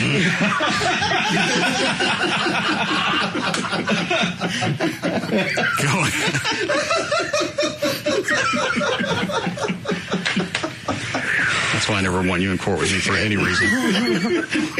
I don't want that being my defense. And the defense says, ooh. Do you have to do the shaking of the hands in the air? Yeah, it's highly effective. Damn. Tony Romo was already talking about the preseason in the past tense. He doesn't expect to play in the Cowboys preseason finale Thursday night at home against Minnesota. Instead, the two-time Pro Bowler is focusing on the season opener at Cleveland. In their most extensive action of the preseason, Romo and the starting offense had 266 total yards in the first half against Houston on Friday night. Romo was actually 15 for 19 for 166 yards, touchdown, and an interception. All right, we could throw down some gambling tokens on this one. With the first team not even playing. Well, they're not playing yet? No, they have the one more preseason game. Oh, okay, I missed it. I'm sorry. And then the first regular season is? For Cowboys is next Sunday. So then we could do that one. We can do that one. It's like the perfect example of the preseason game Friday night against Houston. The Cowboys are winning it. I think they're up like 20-10, covering, and then they put the second team defense in. Covering the spread? Yeah, the spread was 6. Cowboys were favored by 6. Okay. Then they put the second team defense in. Well, Houston comes back there and kicks 2 field goals at the end of the game, ends up like 20-16. Cowboys don't cover, and that's why you don't bet preseason. All right. Ooh. Suffolk County Police, this out of New York, say that, anyway, they say the story just didn't make any sense. A delivery truck driver said he had been robbed at gunpoint Tuesday afternoon while attempting to put a large amount of cash into a safe at the back of a vehicle. But authorities were suspicious since there didn't seem to be any witnesses and the driver couldn't say what the robbery even looked like. After further questioning, police said the driver confessed he was the one who actually stole the money. Yeah, you get a gun shoved in your face during a robbery. You remember. Your experience? You saw both guys' face, right? No, I only saw one. The first time I got robbed at the first pizza place, he was wearing a plaid ski mask. He walked in wearing that, so you never saw his face. No, and I prefer that. It's the ones that don't want you to see their face you're not as worried about because they don't want you to be able to identify them, which means they're probably not going to kill you. It was the blonde-haired guy that came in with a .45 nickel-plated automatic that shoved that semi-automatic, shoved that in my mug and said, "Give me all the cash." He didn't have a mask on. Yeah, and didn't he walk you to the back? That would be freaking out because that's A, a scene, and B, we're going to the back where the bodies always are found. I'm standing at the counter. It's close to midnight. We closed at midnight. Walks in. I greet him at the counter. "How you doing?" He says, "Fine." Goes to the bathroom. Comes back out with his hog leg out. Shoves it in my face. He said, "I'd like all the cash." This way. Was he nervous? Was he upset? No. That's even worse. He's calm. You'd think if he's nervous, he's going to get away. But if he's calm, he's like, "I got all night in here because I can kill them. Probably rape them." Get away. I like that fellow with the goatee and the mullet. Swell. Just my type. Then he takes me in the bag. He says, "We're going back to the safe one." I don't know the combination. That's when he pulled the hammer back. Oh, when the manager playing asteroids knows it, though. He's got to memorize. All of them. He's got cash on. Took us in the back, opened it up, and he left. But that was the only time you're worried every time, but if they're concealing their face, you're not as concerned. I can't even imagine. Did they ever catch the guy? I don't know. No? You know what? Probably not, because they never asked me to testify. Right, you would have been called in. Yeah. I could probably still point him out. Wow. Ooh. What are those, Alfie? Which one? Line 4. All right. Yes, Erica. Hello. I got a situation. There's a lot of kids in my apartment complex, and they are peeing everywhere in, where the AC unit is. Yeah, it's funny to watch it come off the blades. Is that illegal? Everett? I mean, you could argue criminal mischief, certainly. It's sort of a catch-all provision for people doing stuff to property. Now, are you asking because they're peeing on your AC unit or because they're peeing outside? They're peeing outside and, just full everything. Could see them because there's just a fence covering it. Well, urinating in public is something else with which they could be charged. That's only a Class C, but depending on the damage. But you're going to let them off if they're peeing in an AC unit. Well, no. I mean, if you've got some sort of damage, some sort of monetary damage, then, yeah, you could... Kids are seeing them pee? The what? I mean, kids might be walking through there and seeing them pee. Indecent exposure. Indecent exposure. But then when I call the cops, they said that they need to see the actual person. They won't do anything about it. We want to get them in trouble. Thank you. Can she take pictures of this, and can they prosecute based on that? Potentially, yeah. That would certainly be better than just telling them it happened. But you're okay if somebody's taking a piss on a train? On a train? The AC unit. Yeah, that's fine. Because at first you didn't seem to be, is it doing any damage? Well, that makes a difference as to whether or not you could charge them with criminal mischief. And what degree. All right. I mean, if you ruined the entire unit, then that might be a felony. If it was very minimal damage, it would probably be a misdemeanor. But certainly indecent exposure, urinating in public, those are all possibilities. All right. Dan? A Tulsa woman who was charged with committing felony crimes against nature was arrested this morning after police were notified of more than 150 homemade movies of the Tulsa County woman engaging in various sex acts with dogs. There's more to this story. Yeah, there is. Well, thanks for not leaving me hanging. Donald Roy Siegfried and Diane Sue Whalen were charged with the crime, which deals with bestiality. Siegfried, whom police describe as her partner in the movie productions, was arrested and released on a $10,000 bond. Authorities were notified of the tapes after Whalen's son accidentally stumbled onto one of the movies. And then, well, hang on. What are you about to hand me, John? I'm going to show you the picture of the lady who was arrested for having sex with dogs. Is there a dog in the shot? There's no dog in the shot. Well, yeah. I'm not talking about her. Is there an animal in the shot? There's no animal in the shot. Let me see it anyway. It's just her. Yeah, somebody had screw dogs. That's exactly what you'd think somebody would look like that has sex with dogs. And who the hell would buy these videos? They were selling them? Yeah, apparently. Over 150 tapes. I know a fella in East Texas probably be interested. Is this the guy that screwed his horse? Yeah. Well, here's our contact info, Everett. Do we need a break? Yes. All right.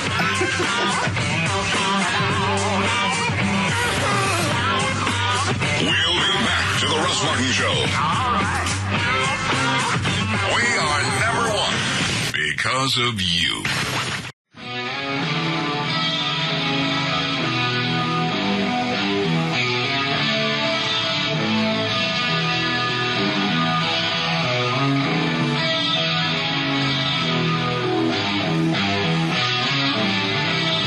We're back to the Russ Martin Show.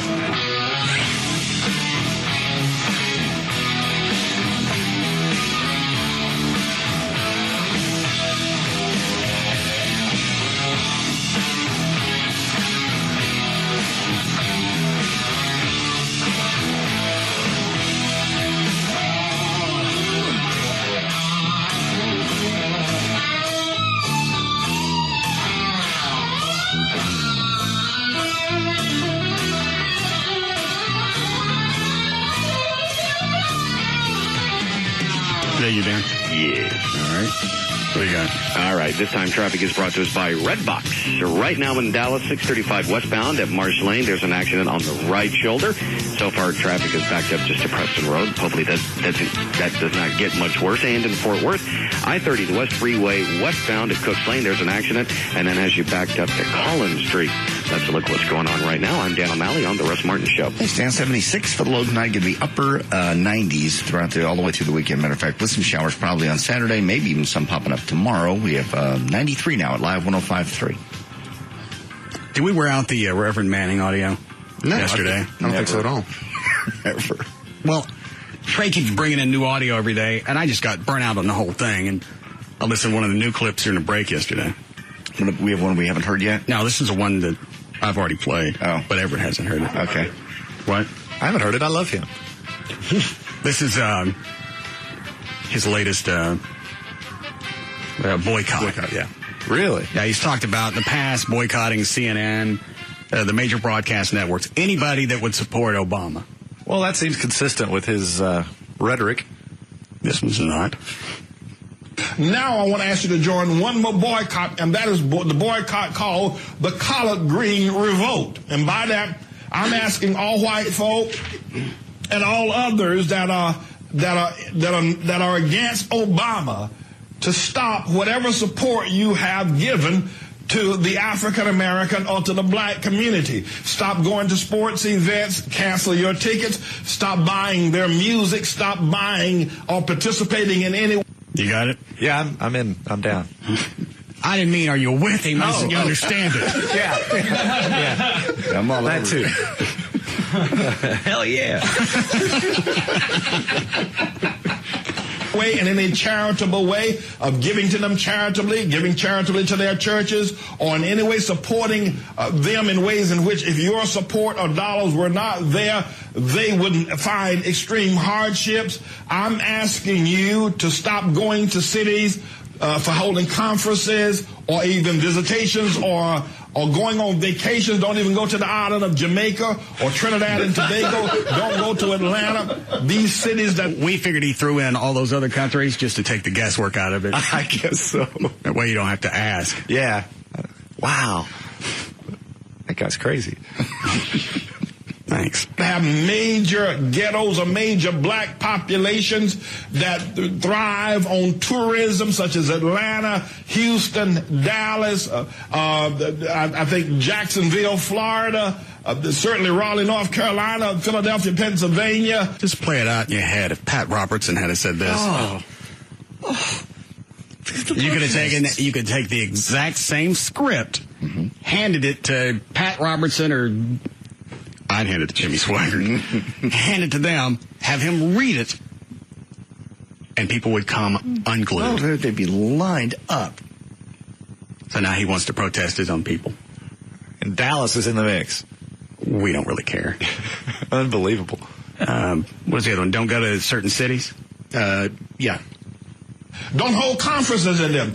Don't do anything that will pour money into the economy of these cities and to some degree, some states. If you can avoid doing it, don't do it. Not only do we have the boycott of the mainstream media, but now we need to have the collard green revolt. Cities like Columbia, South Carolina, and others that have been hot and heavy for Obama.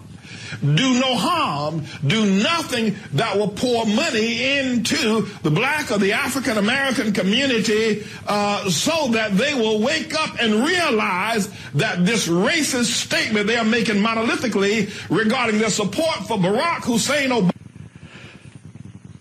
All I can think of is he calls it a racist statement to support Obama is because he thinks blacks are stupid enough, all blacks are stupid enough to vote for somebody just because of the color. You got white people on the reverse that are stupid enough not to vote for somebody because they're black. He's blanketing the entire community. Well, portions of some states, I mean, like Jamaica. What happened? Where's Jamaica come from? My God. We looked up online. Some Jamaicans have African lineage. But they're not supporting Obama. That doesn't make any difference. You ain't got time to carry around some notebook with things. Just scan a picture of the country. If they're black, no, don't deal with them. Thank you for the sound clip. This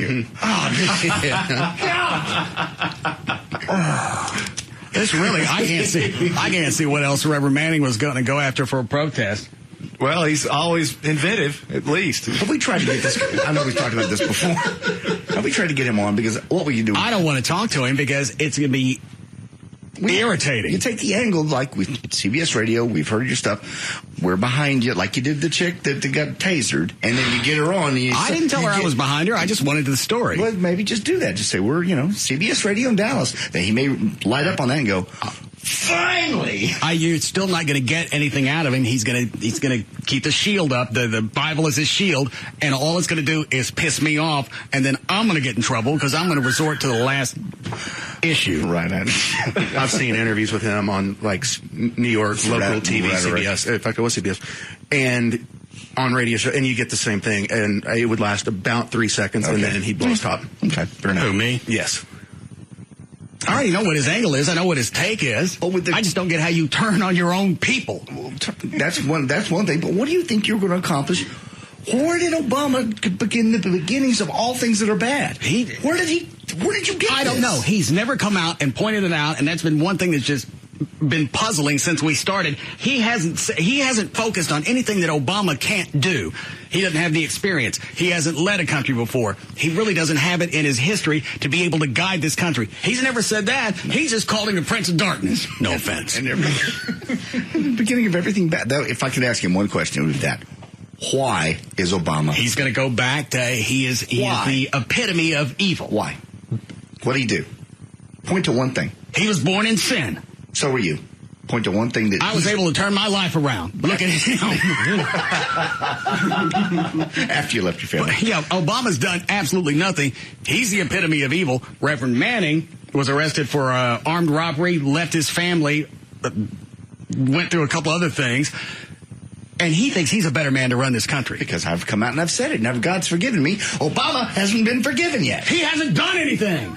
And that's exactly the way the conversation would go with Manning. And then I'd get in trouble because I dropped that other one on him.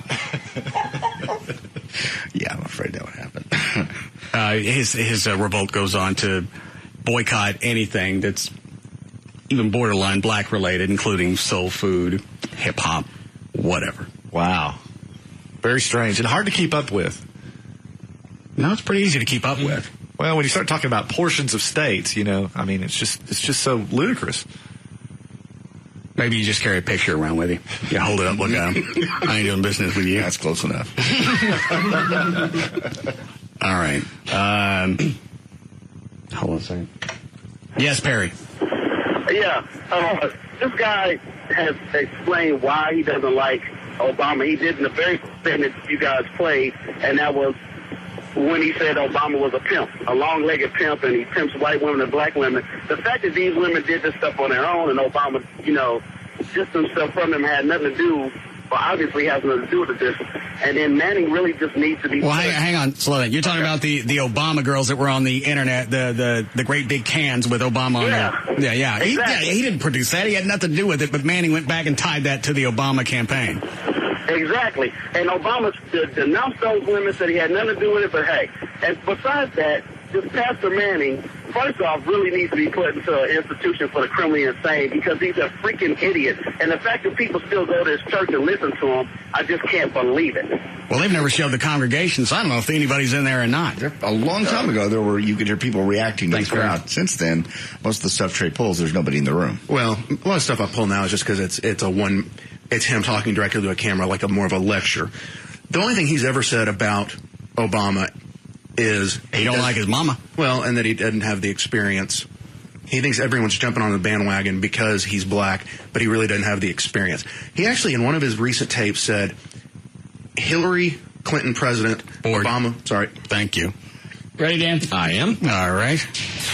Go ahead. Researchers have found that Viagra, commonly used to treat erectile dysfunction, may help prevent heart attacks and strokes in people who have stents, keeping arteries open. A team from Queen's University... Luckily, it keeps the blood flowing to your weenie during the massage. God. It was Cialis, and it makes it because it wasn't the Cialis. You had to work on that hard-on to get it, and I'll tell you exactly why. When you're getting a massage... Yes. Dan, doesn't the blood flow to the area that's being massaged? Yeah, that's part of the general idea. Well, certainly that area wasn't being massaged. How'd the blood get to it? Because it's a natural reaction. The blood was coaxed to your weenie. You had a massage, guy rubbed on you, you got an erection. I was laying on my stomach. It's no big deal. It just happens to me. To me, maybe only to me, that's the way Cialis reacts with me. It just, for no reason, I'm not thinking about anything. I'm walking into Home Depot once, I'm walking to the mall once, I'm driving down the freeway once. You can throw all of those out. You get rubbed on by a guy in your underwear. Yes. And obviously, I had no problem with it. It's no issue, no sexuality issue. Or I wouldn't have told Gavin. I would if I was. You didn't tell us because I knew this is the way it would go. Because you were ashamed of it. And I still, if you want to come out, it's all right. Nothing's going to change. You'll still be part of this show. Oh my God! We might have to make you move to mornings. I like Jay. But if there's no shame, why not tell us? Because I'm not. I don't care if I was. Why did you tell us? I'd be more than happy to tell you if I was. Is it because you and Gavin had kissed that you felt a connection with him? Yeah, we had a bond. I can tell him all the stuff. Once you help to put a man into a dress, nothing else is held back. Don't be looking at me like that. You ain't helping yourself. I don't care. I'm not worried about it. I have no concerns whatsoever. My sexuality's never been in question. You want to take a poll of the room again? No. I don't have any friends in this room. How many do you think JD's in the closet on this? God, shut up, all of you. Alfie and Gavin are also in on this one. I don't care. Doesn't matter what you In fact, I saw somebody walking down the hall that held up their hand. Probably Debbie Henry. He's gay. I don't know. If I was, I'd tell you. I wouldn't be ashamed of it. So why are you hiding the fact that the massage? I didn't. I told Gavin. You didn't tell us? I don't tell you. And then you got mad at Gavin because he told us. Because it was a private thing, it was a private conversation, and it's turned into this thing, which I knew it would. What thing? This, you guys just dancing all over it like it's some kind of... I see my massage has awakened your beast. Lover. Again, I will give it the attention. I will hug it and squeeze it and I'll call it yours. And then later I'll dress it like Roy Clark. I'll give you a reason to be grinning. Go ahead, Dan. Kiefer Sutherland doesn't think he's worth the money he makes. He says the kind of money generated around the industry I'll join that club. You don't think you're worth what you make? No, I don't think he is. Oh. He says the money generated around the industry is way out of proportion. The admiration bestowed on actors is also out of perspective. Doctors are the stars of our society. People like my grandfather, who was responsible for health care in Canada, as well as teachers, firefighters, and police officers.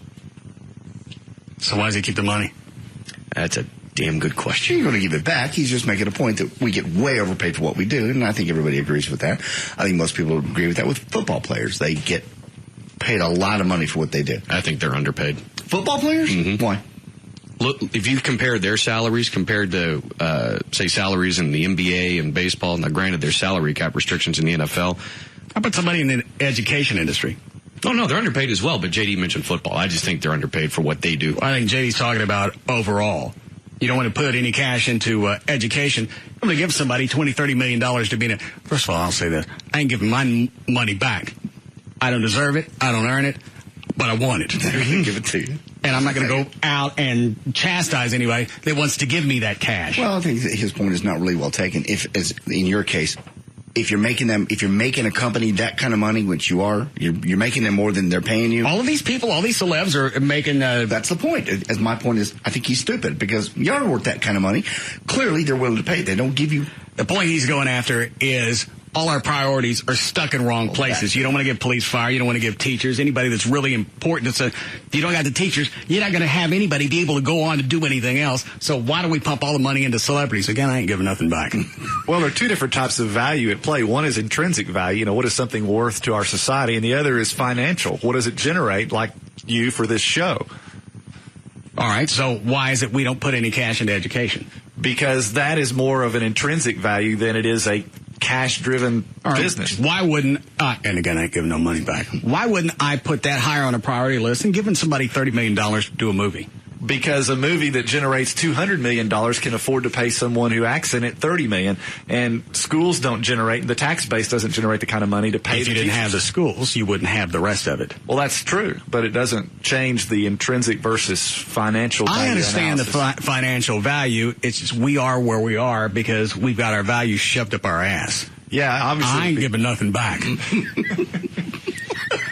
I've always said I don't deserve what I get. Well, give somebody. If I made F you give yours back. Give it to the teachers. If there's anybody here that don't deserve it, it's you. Yeah, I certainly do deserve it. I put up with you for 30 years. I don't pay you to put up with me. Oh my God! That's the only reason that you show up to work is because I pay you. No, certainly because you're my dear friend. That's exactly what you just said. That's because you're my dear friend. You who would laugh at me if I fell in the middle of the night and cut my head open. I laughed at Trey. I know you did. As you would laugh at me if I hurt myself and fell out of bed. I also checked on him. That's not what dear friends do. That's not what dear friends do. Trey, tell us a story about last night again. Oh, God. I'm sorry, Trey. I jumped up from my bed, and then I came crashing down on my headboard, and I guess broke my nose and split my cheek open. You left out the best part.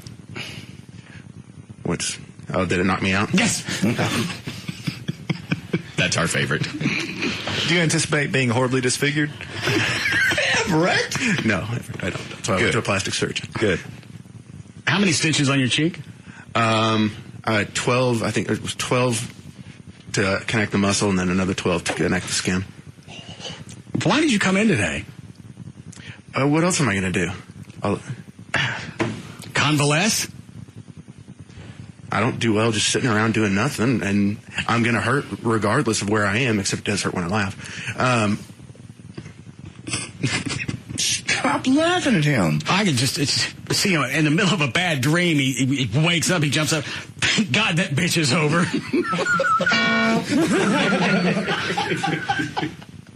And then he's back out. Yeah. You have no idea how long you're out, right? No. Was the blood coagulating when you awoke? No, it was still flowing. Oh, Everett's trying to come up with some kind of timeline. Yeah. No, it was still flowing. Lots of it. And did you bleed all the way did you go to, what time did you get to Toledo? Dr. Toledo? Oh, I guess about 10 this morning. How long did it take him to stitch you up? After he got done poking around, asking if it hurt. Gave me the local. Evil. Which was about... What is, your face is wide open, he's poking on your cheekbone. What's that feel like? Right there. Oh, that part? Well, that hurts, mother... You're a doctor. You should maybe know that hurts. You said they actually getting the local was the worst part? Yeah, because they had to give me like 12 injections. I still think the best part of the story, just for you, is you knocked yourself out. Probably.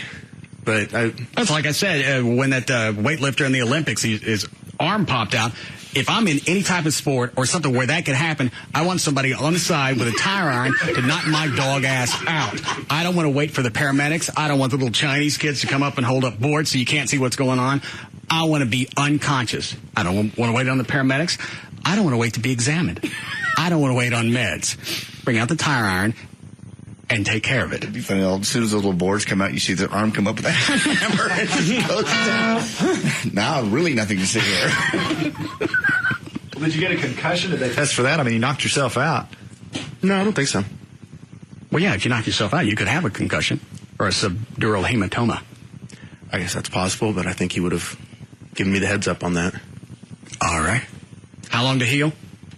I get the sutures out next Tuesday, and then, Is it the first time you've ever jumped up out of bed and knocked yourself out? Stop it. I still don't see the humor. I don't. Yes.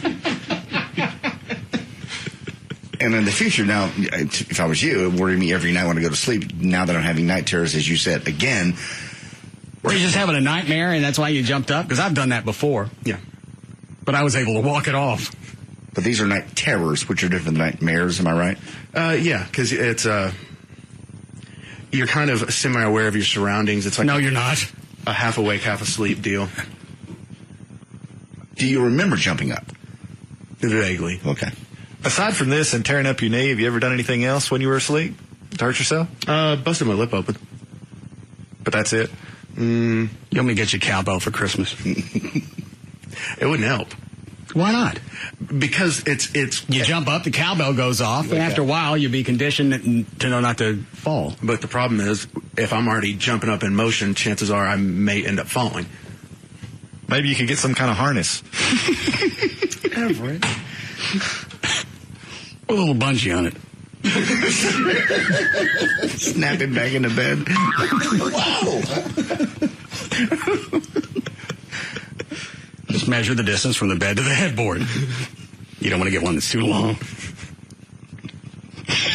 Quit laughing at him. Well, seriously, what are you going to do, man? You keep hurting yourself. You got to do something to keep this from happening to you. You could kill yourself, literally. We'll get you a harness for Christmas. I'll be fine. It's all right. I'll spring for the baby bumpers. Thanks. I'll warn you about SIDS. Go ahead, Dan. Well, there was a time when Kenny Rogers was the biggest star in country music. Not anymore. Perhaps that's why he struck an exclusive deal with Cracker Barrel to carry his anniversary hits package, Kenny Rogers, 50 years. What? Yeah, that kind of struck me too, and I'm not really sure why. You got people like the Eagles, that they work out their deal with Walmart. Garth, yeah. Exclusive distribution. And the only people that take Kenny Rogers is the Cracker people. Well, Cracker Barrel, come to think of it, that's very good targeting of your audience. It's going to be older people. 18 to 24-year-olds aren't going to buy Kenny Rogers. I pulled out a couple of clips from his new album. Actually, one from the old and one from the new album. I don't want to hear it. Yeah. The only place he can sell it is Cracker Barrel. It's proud. Trey, put the bandage back on. Oh my God. No. Why? Oh, you deserved that one, Russ. Laughing at him. Now, put the bandage back on. Can't. Why not? Because it's already off. Put it back on. I probably need to let it air. Ooh, it's over here and it's all bloody and nasty, too. There you go, see? I don't. I have no interest in you or your face. Is it still off? Yeah. Mm-hmm.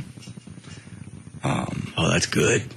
What's he doing? He's picking his nose. Picking the other one off. Why is he picking his nose? Oh, I was wrong. Your mic was in the way. He's actually taking off the nose bandage. He's trying to, but he's too shaky. Oh, God. Oh, that's off. Oh, Jesus. Put that back on. Oh, that looks bad.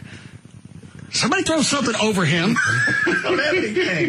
Drop cloth or something. Why you got that off? I just wanted to...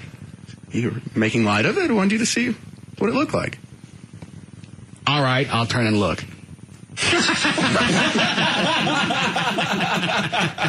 Well, that didn't work. we need a break? Yes. All right. Yeah!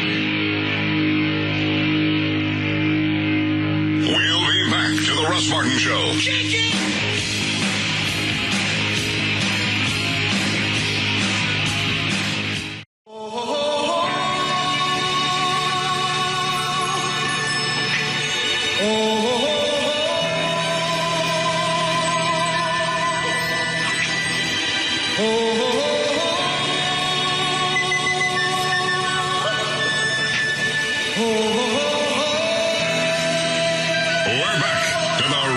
Martin Show.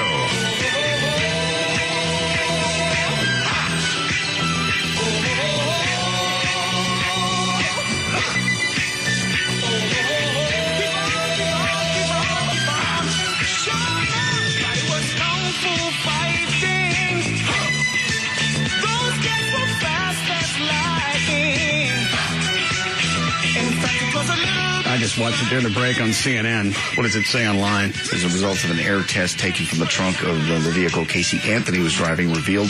This is a chick whose kid went missing, didn't report for a month. And then they just recently let her out with the Kinky Friedman guy. Yes. All right. That the revealed a decomposing body had been stored in the car. How in the world would they do that? Find that a decomposing body had been stored in that car. I think they originally hit on the trunk with cadaver dogs, and then I think they've done some additional testing that's just come to light today. I don't know what the nature of it is, but it's the FBI. Okay, August 10th, air samples were taken from the trunk of the Pontiac Casey had been driving. Those samples were analyzed by the University of Tennessee Body Farm, which revealed on Wednesday that a decomposing body had been stored in the trunk. The findings were the first piece of scientific evidence that a body had been stored in that trunk. Police used cadaver dogs early in the investigation into the disappearance of Kaylee, and those dogs detected a scent in the same vehicle. Now, Everett, on the CNN report, they said they possibly would offer Casey some type of deal, right, for her to tell them where the body is. Why would you work out a deal on murder? Well, because I think the problem with the state's case in terms of a murder charge is this. Without a body, there's no way to prove how Kaylee died. I think circumstantially they might be able to prove that she did. You know, the fact that the disappearance wasn't reported for a month, the fact that there was, a dead body in the trunk. But again, how did she die? Yeah, how did she die? She could have died accidentally. She could have killed her. I mean, there's just no way to prove it without a body and seeing what the manner and means of death was. So with possibly a deal that they would work out, you don't have the body. You get her to cough up where it is, then you possibly only charge her with what? Maybe child endangerment. I think that's one of the charges she's under right now, and I forget what the other one is. But, you maybe offer a deal 20 years on child endangerment in exchange for her guilty plea. Because even if you find the body at this point, whether or not the manner of death could be determined, I mean, given that the body's, in some advanced state of decomposition, presumably, the state can't prove that, and the defense... So that's the reason they would work on a deal. Exactly. Their case is very weak with respect to murder at this point. So what would you do as a defense? Possibly argue she died through neglect and you freaked out? Yeah, I think there is. I think one theory is that she may have drowned. Apparently, there was an above-ground pool in the backyard, and I know about this. Yeah, apparently Kaylee had learned how to climb the ladder into the pool, and there was some concern in that respect. So they made it a point to move the ladder away from the pool. But shortly after Kaylee's disappearance, the grandparents came home and found that the ladder was next to the pool, and they hadn't put it there. So one inference that was drawn is that possibly she drowned, and they freaked out and threw her in the trunk. Yep. Okay. Hang on, let's see what CNN's running. Which TV is that, Trey? It's 3. It has been a while, and I know people are waiting on that. I mean, that's DNA evidence that's going to tell us whether or not Kaylee Anthony was in the trunk of that car or not, but I have not heard anything about when that's going to come back. It could already be back right now, and the sheriff's office just doesn't want to release that information. All right, so all they have at this point is, there was a dead body in the trunk. They don't know who it was. Right, but I think, circumstantially proving that... Well, that's enough. If she doesn't report the kid missing for a month, who finally reported Kaylee? Is that her name? Yes. Reported her missing. Was it the grandparents? I believe it was the mom. Yeah. The mom finally said, "Okay, enough of this." She pulled the daughter aside, what I heard, and said, "Where is the baby?" And she basically continued to stonewall. The mom of Casey? This is the mom, yes, of Casey, correct. The grandparents. Right. Said, "If you don't tell me, I'm going to the police." And she said, and she continued not to tell her, and the mom went to the police, or the grandmother, went to the police. Why would the grandparents wait for a month? Maybe they didn't see her all the time. Maybe she kept making... I believe the story is she kept making excuses. It's with the babysitter. It's somewhere else. I got it. And that was the last story, was she had left the baby with the babysitter. Yes. Was that one of them? That was one of them, and that's, I think, been one of her stories all along, is that the babysitter kidnapped the child, and that's what happened. But didn't they prove there was no babysitter? Yeah, they found that babysitter, and the babysitter said, "I haven't seen the baby in forever." Well, and Casey's mother, the grandmother, also said that she thinks Casey is a sociopath. I mean, when your own mother thinks you're a sociopath, that's not a good sign. Well, now you throw in everything else. You got DNA, or I guess it's some form of DNA saying there was something dead in the trunk. Now, if they look at the Casey, that's enough to go to trial. To go to trial, but again, you have to wonder whether a jury can have it proven to them that she intentionally killed. Right now, she's potentially looking at first-degree murder. Potentially, if they can prove an intentional killing, which you can do without the body. Certainly. Got it. Is there a way? I'm done. Sorry? See me turn towards Dan? I did not. I was looking at Everett. Well, thank you for putting your bandages back on. You're welcome. You ready, Dan? Yeah. What were you going to ask? Is there an insanity defense to be had here? I don't think so. I mean, it's clear. It looked like she was having a good time while she was out dancing around at the bars. Yeah, I think she has no remorse. Yeah, but I think she understands the consequences of her actions. I think it'd be pretty difficult to say, it's not like, somebody that's delusional or doesn't know what they're doing. Clearly she does. All right. All right, Dan, what else you got? All right. Federal authorities say they have arrested a blogger suspected of streaming songs from Guns N' Roses' unreleased album, Chinese Democracy, on his website. FBI agents arrested 27-year-old Kevin Cogill on Wednesday morning on suspicion of violating federal copyright laws. Federal authorities. For Guns N' Roses? Yeah. That album doesn't even exist. Axl's been working on that since when? 12 years, I think. Couldn't get anybody to finish it. Its entire band left. There ain't no album. Well, apparently enough tracks to get this guy arrested. This is a PR thing. These were songs. They say Cogill posted 9 unreleased GNR songs on his website back in June. Where did he get 9 tracks? Axl ain't got 9 tracks. That's a good point. Where would he come up with them? I think that's part of the problem is that he hacked into something somewhere and got them. It's out there. What is? The album. No, it's not. I've actually heard it. All right, fine. You got a copy of it? I know someone who does. All right. What's their name? All right, let me go back to the Casey thing really quick. Did they check the backyard for with the cadaver dogs? I don't know that they checked the backyard, but so much time had passed. If you're talking over a month, I think it'd be very unlikely that they would hit on an open area like that. All right, but the car, you got a better shot. Sure, because it's closed. Hey, wasn't there an unidentified stain in the trunk? Yes, and I think that we're still awaiting the results of that test. The FBI has it, and we're going to see what the DNA portends. Okay, and if that comes back to KLLI, well, again, you got to go back to intent. Exactly. All right, go ahead, Dan. All right. Dr. Dre's son, Andre Young Jr., was found dead this past Saturday at his home in California. A happy story. Sure. Funny? Give it a shot. Ironic. In 1999, an author named David Freeman wrote a travel guide called 100 Things to Do Before You Die. How about putting on a helmet? Essentially, the book was a list of festivals and events that David thought would help people have the most fun and visit all the coolest places on Earth. Wearing a helmet in there? No. On August 17th, 47-year-old David died at his home in Venice, California, after falling and hitting his head. He only managed to visit about half the sites in his book. Next time, number 1 will be having some type of padding on your noggin. You might bump it someplace. Trey. Trey, why don't you sell that headboard so you don't fall into it anymore? It just happened once. You got 20-some-odd stitches on your face, part of that to sew the muscle back in, and the rest for your flesh, and then whatever they did on your nose. I'd get rid of the headboard. No, it'll be all right. He's going to get rid of every wall. Well, don't expect me to come to your aid next time.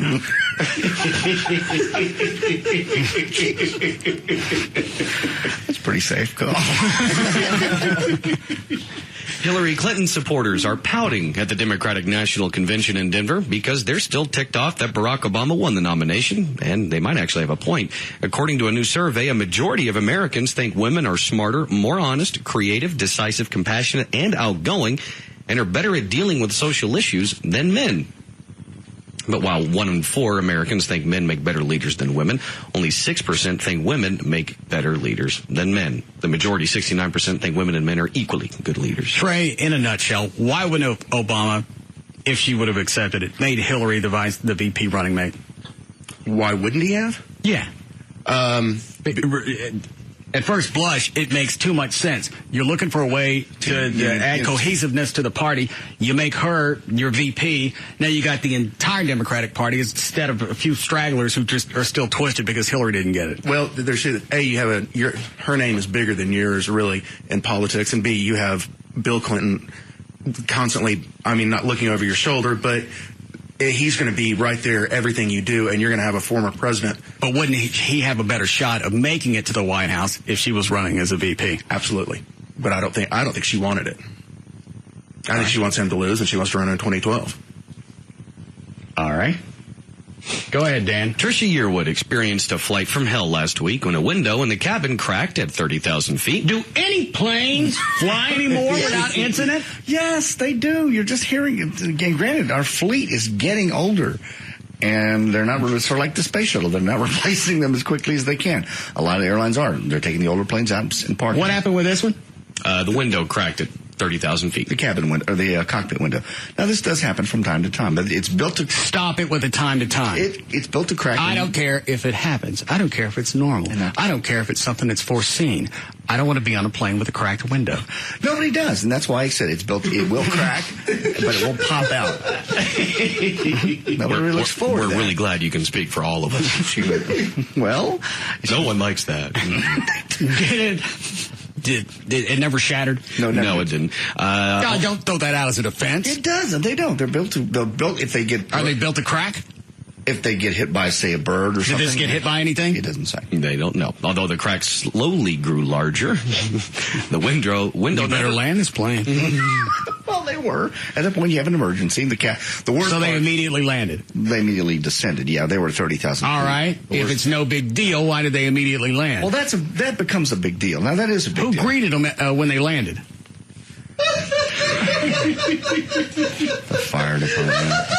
Again, if all of these things really are no consequence, why wouldn't they set up a department called It Ain't No Big Deal? Well, because... You have them drive around the airport in nice good times vans with a mural on the back. Everybody looks happy. It's because you have to go in with the worst case scenario, but that rarely happens. We've seen the jets that landed... Remember, there was a jet that landed with the nose wheel completely cocked at 90 degrees. Perfect landing. Who came out? Well, the fire department came out. That's the worst case scenario. And you always prepare for that. But you keep defending the airline industry. It ain't no big deal. Well, it's in this case, you train for this. And they train for broken windows. The pilots were on, the worst part of it, the pilots were on oxygen. So as they were talking to the passengers, they're going, ladies and gentlemen, and that's scaring the people. You're scaring them. We're going to pay the cockpit because we have air. Not for you. That's just a caution. Why did they have oxygen and nobody in the rest of the plane had it? Because the aircraft... That seems a little narcissistic. No, because the aircraft had not depressurized yet, and the oxygen masks don't come down unless it's pressurized. And the pilots always put on oxygen. Isn't there a way to deploy those without having decompression? You could. There probably is, and they didn't want anybody to have any. No, they wanted you to have oxygen. Wait, nobody could testify. He didn't. He didn't need it until now. You got a crack in a window. I want an oxygen mask already on. I don't want that bitch to pop out, and then I got to wait. It just takes a second to put it on. But anyway, that's just... It's going to take more than a second if you've got an airplane that's depressurizing. Everything gets sucked out. I've seen the movies. It's standard procedure for the pilots to be on oxygen. And anytime there's an issue, even when one pilot leaves the flight deck, the other one has to put on oxygen. Why? That's just standard procedure. In case something happens, he's already on oxygen. Whereas, when there's two of them up there, for whatever reason, they don't have to put it on. All right. That's all. So it does happen. And, when it happens to a celebrity, you hear about it. Had this happened on a plane full of Joe Blows, you never would have heard about it. Little things like this happen from day to day. It's not a little thing. American Airlines had one today that landed at LAX. They had a flap issue coming. What does that mean? Coming back from Hawaii, they were supposed to land at DFW nonstop, and somewhere over fall off? Somewhere over the ocean. No, they just got a warning light. And? No flaps came off. They landed at LAX. I think they put them on a different plane, and they come on to DFW. But over the ocean somewhere, they have an issue. Why is it the airline industry is the only industry where they try and downplay everything? Well, because you don't want to scare. You got a near collision. It ain't called that. It's called an incursion. Incursion, exactly. And if it's a near miss, they do call it a near miss. That's one thing. If it gets close enough, there's a certain boundary. I don't know what it is, but you call it a near miss versus an incursion. If I can see the other plane, it's too close. Not legally. I don't care. Well, you got two things moving 500-600 miles an hour. If I can see it, that's too close. I'll give you this much. Thank you. Recently, in the last 6 months, it seems like pieces are coming off more than they should. Exactly where I've been going with this. I know that is a case for it. And then you got the AP, the airframe and power plant mechanic that called and went, we sit back and we go, if she flies, she flies. That bothered me a little bit. We ain't on it. Yeah, we can sit here and watch it go up. Looks good from the ground. We check the belly when it goes over. What were you about to say, Trey? I just love the way he talks about this. He uses, the finger quotation marks. It's no big deal. It's relatively safe. Things happen all the time. Sometimes engines just burst into flames. You idiot. Long before we need a break. About 3. All right. You make it sound like buffoons because we're concerned. Well, you got your story of a engine shooting flames out of it. Hot start. I don't care. It's a hot start. That's because the motherfucker's on fire. Momentarily. Thus the term hot start. It was quite a hot start. And that's not emergency. That's not an emergency. It's just... I hate to belabor this. Who did they call? They called the fire department as a worst case scenario. And the fire department normally shows up in an emergency. In this case, it wasn't an emergency. It was just there to make sure. Did they come down the runway with lights and sirens? They probably did. That's an emergency. It's an emergency vehicle. I understand it is. If it's not an emergency, you call a good times van so the guy can sit on the end and smoke his doobie and wave at you and go, it's cool. Let's break here. We'll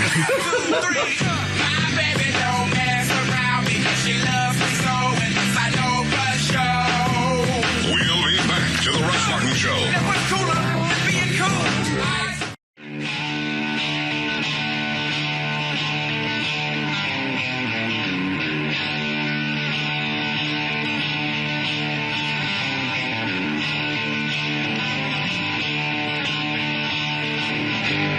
We're back to the Russ Martin Show.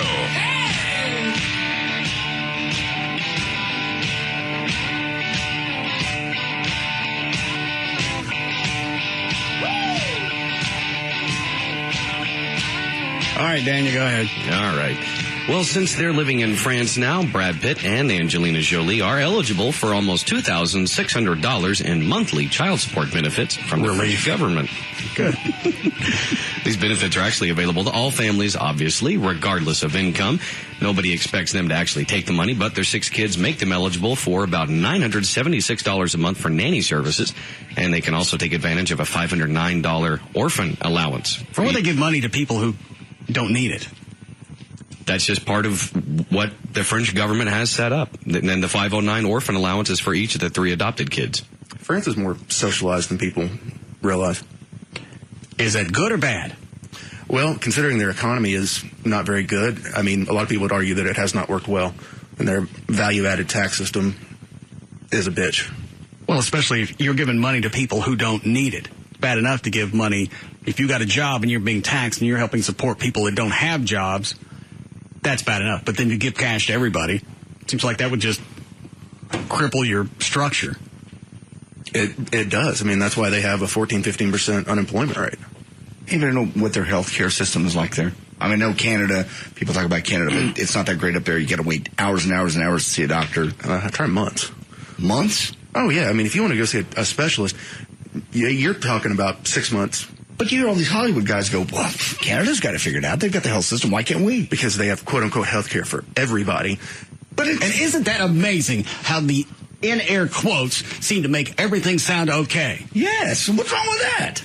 It was just fire that came out of the engine. It was just a flap that fell off. I don't agree with the flaps falling off. It's just a window that cracked in your part of the plane. Those are, in air quotes, it's no big deal. It wasn't. We have oxygen in the cockpit. They landed it's nice to breathe. Standard How procedure. Is it back there? It's standard procedure for the pilots to put on oxygen, even when the passengers don't need it. Now, if the moment they needed it, it would automatically drop down. And if it didn't, you'd manually release it. But that's standard procedure. That they weren't. But if they drop automatically, you still have a lot of turmoil going on, and also the plane's in the process of decompressing.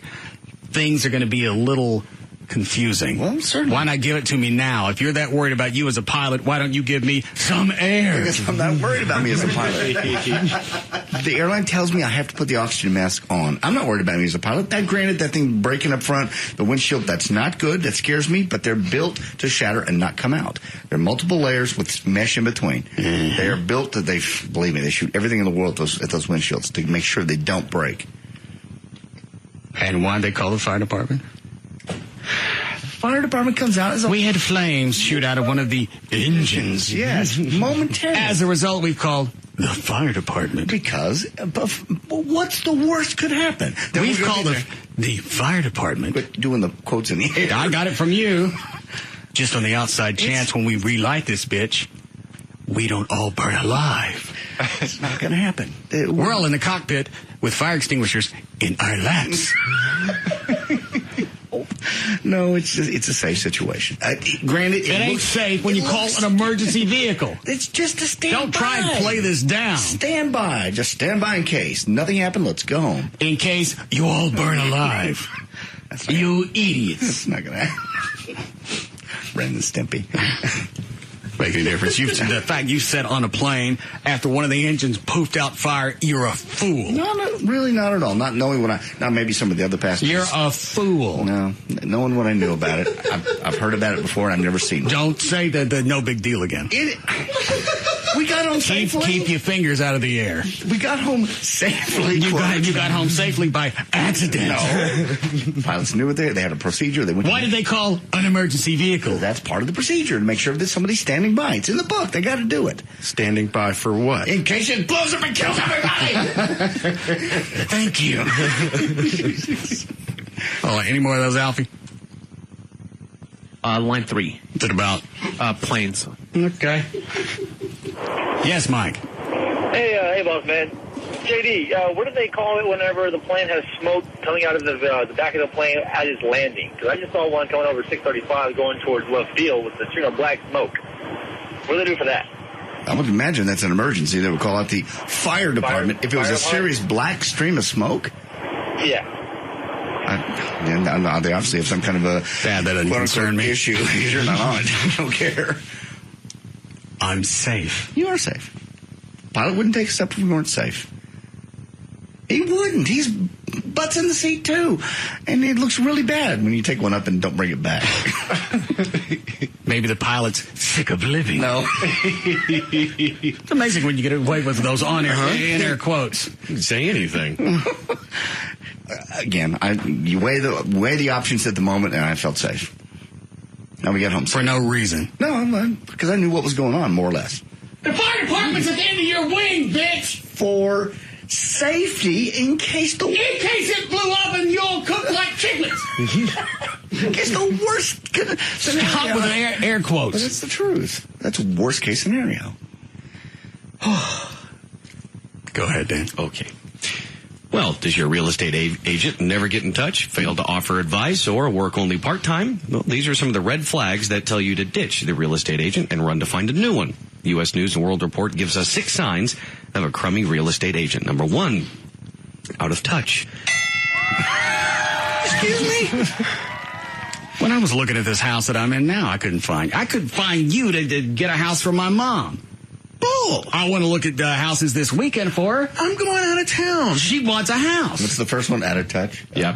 Just as in a marriage, communication is a key component of the relationship between a homeowner and an agent. Plus, you're the sellers of the house she was looking at trying to sell me TVs that I don't need. But I was going to buy. I didn't want you to buy them. Who cares? Stop with the air quotes. No, I can't stop now. Irritating.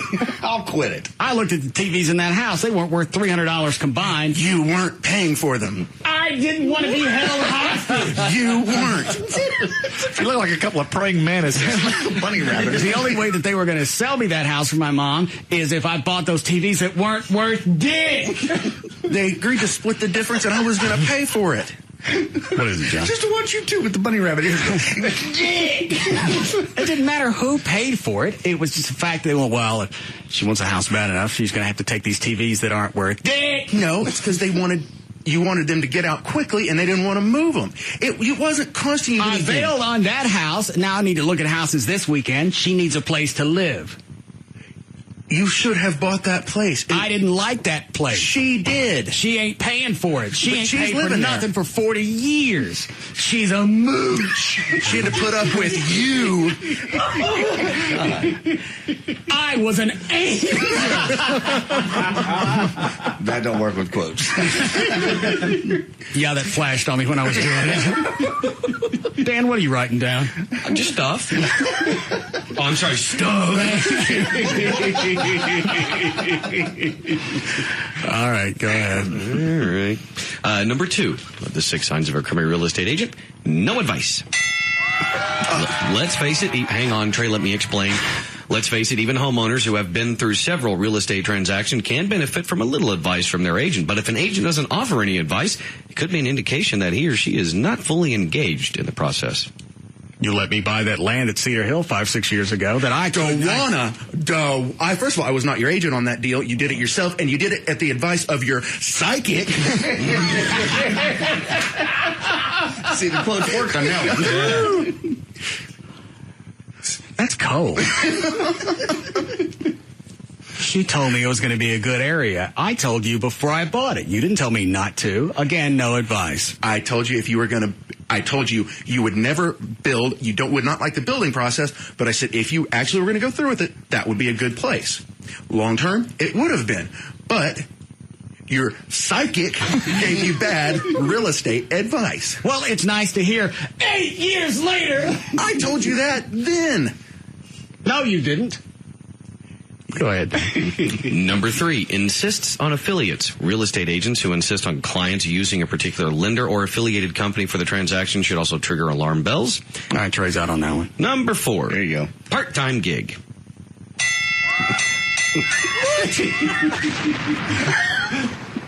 I don't really need to explain it on that one. No.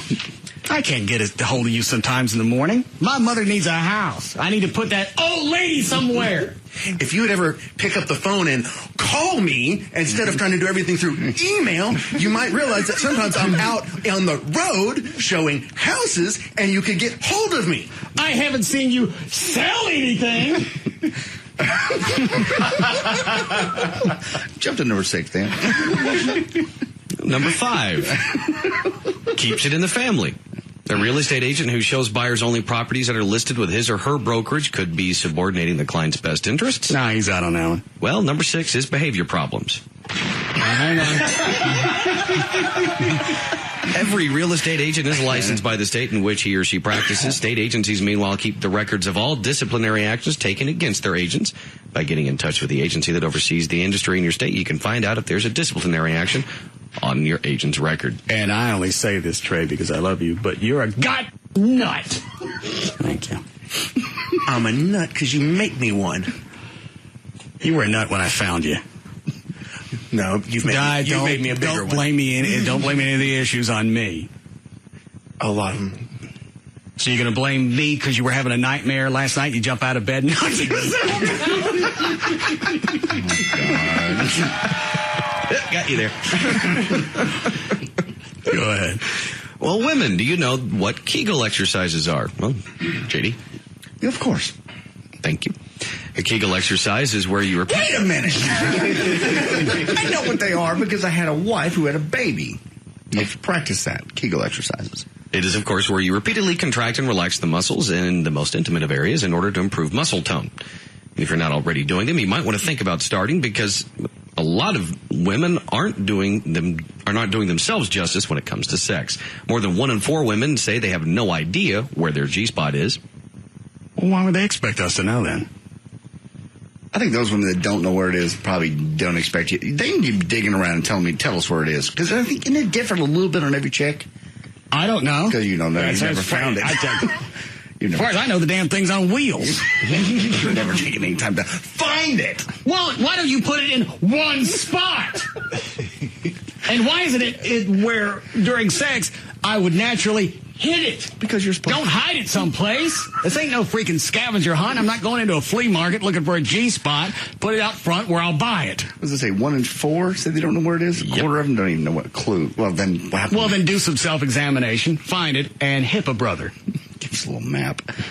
Okay. Half of all women say they only occasionally have an orgasm through regular sex, if ever. So the solution? Kegel exercises seem like a pretty good place to start because according to a new survey, 85% of women say they experience an improvement in their sex life just by doing Kegel exercises. If they don't have orgasms a good portion of the time, perhaps you're not meant to have them. Well, all women are capable, I believe. I mean, not all, but probably a good percentage. If you don't have an orgasm through the natural method of sex, then maybe you're not supposed to have one. And if I got to do something different or go in you with something that looks like a candy cane and start pulling around, that's going against God. And I will not have any part of that. It's not going against God. It's just an adventure. A little bit of adventure. Get some toys. Have some fun. I'm not spelunking. I know, but it's... Give a rat's ass about her occasionally. I've been with women who had orgasms. Really? I wasn't there. Not with me. I had no part of it. I'm sure. Sometimes you get a call.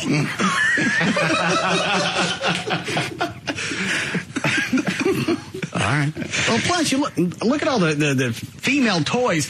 They're not shaped just like a man's unit. Some of them have different twists and contortions, so you can go in and find that thing. Sure, the bunny rabbit. It's more like if I'm going to take that much time and trouble to go in and find it, I'm going to take a parakeet, stick it on my shoulder if I'm going to dig around in there. The rabbit, I think, is the most popular one. That has a little thing on top that kind of goes around. And it apparently hits the G-spot very well. Who was it that came in the studio and used L.A. Lamont. Oh, and used one. Boy, she loved that thing. I think that was where she latched on to me. Mm-hmm. She came in town. I forgot where she was dancing. Yeah. She came in and we tried what's it called? Rabbit. Wascally Wabbit. Yeah, we tried that on her, and after that, I couldn't shake her. Poor thing. What? You couldn't shake a hot porn star that wanted to... Did you ever hear her talk? I spent... When she was in town, I was around her quite a bit. And did you enjoy it? She grew. You have to admit, she grew on you. She really did. Now, when her mom was in town... I saw her mom. Her mom is just a lower-pitched version of her. Oh, Lord. Yeah. And she brought her to town, and I didn't think about it at the time. I thought she just wanted to see her mom. Mm-hmm. I didn't know it was, let me introduce him to my mom and see how she likes him. It's after she said L.A. called you the one? Yeah. Okay. Well, you know. I still didn't associate the two. I didn't think, why would a porn star, when I have any relationship with me, you're going all over the country, you're banging guys with a lot more cash than I got, why do you want some little buck-tooth dick in Dallas? She loved you. I didn't love her. I understand you didn't love her, but... And I'm not going to have a relationship with somebody who's having things plugged into them the size of a Hyundai. That was her only reference to life, so she didn't think it was that big of a deal. She did it on a regular basis. And the day she stopped you in the parking lot, off the air, no bit, and said, "You're the one," that should have told you something. That wasn't for radio. That wasn't for shtick. It wasn't to promote her dancing. That was a freaking Kennedy moment because I wanted to blow the back end of my head off. That was just to tell you, it's you and me, babe. And she loved you ever since. Whatever happened to her? We think she had a baby someplace. Oh. I don't know. Trey was the last one to find her. Yeah, she's married and has a kid. Oh, okay. Whore. What? She had a baby and got married? Couldn't wait on me. Do we need a break? Yes. All right. We'll be back.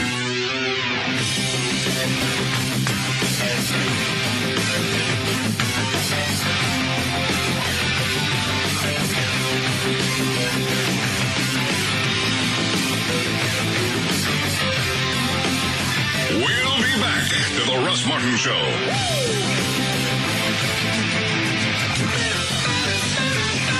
The #1 afternoon show is found right here. The Russ Martin Show.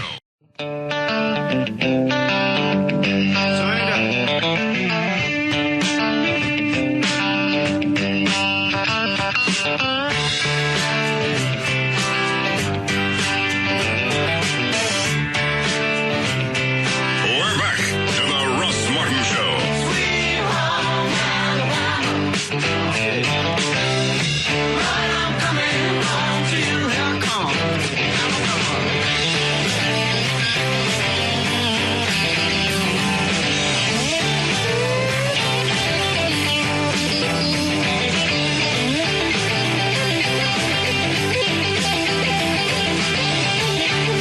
was this, a British soldier? Yeah.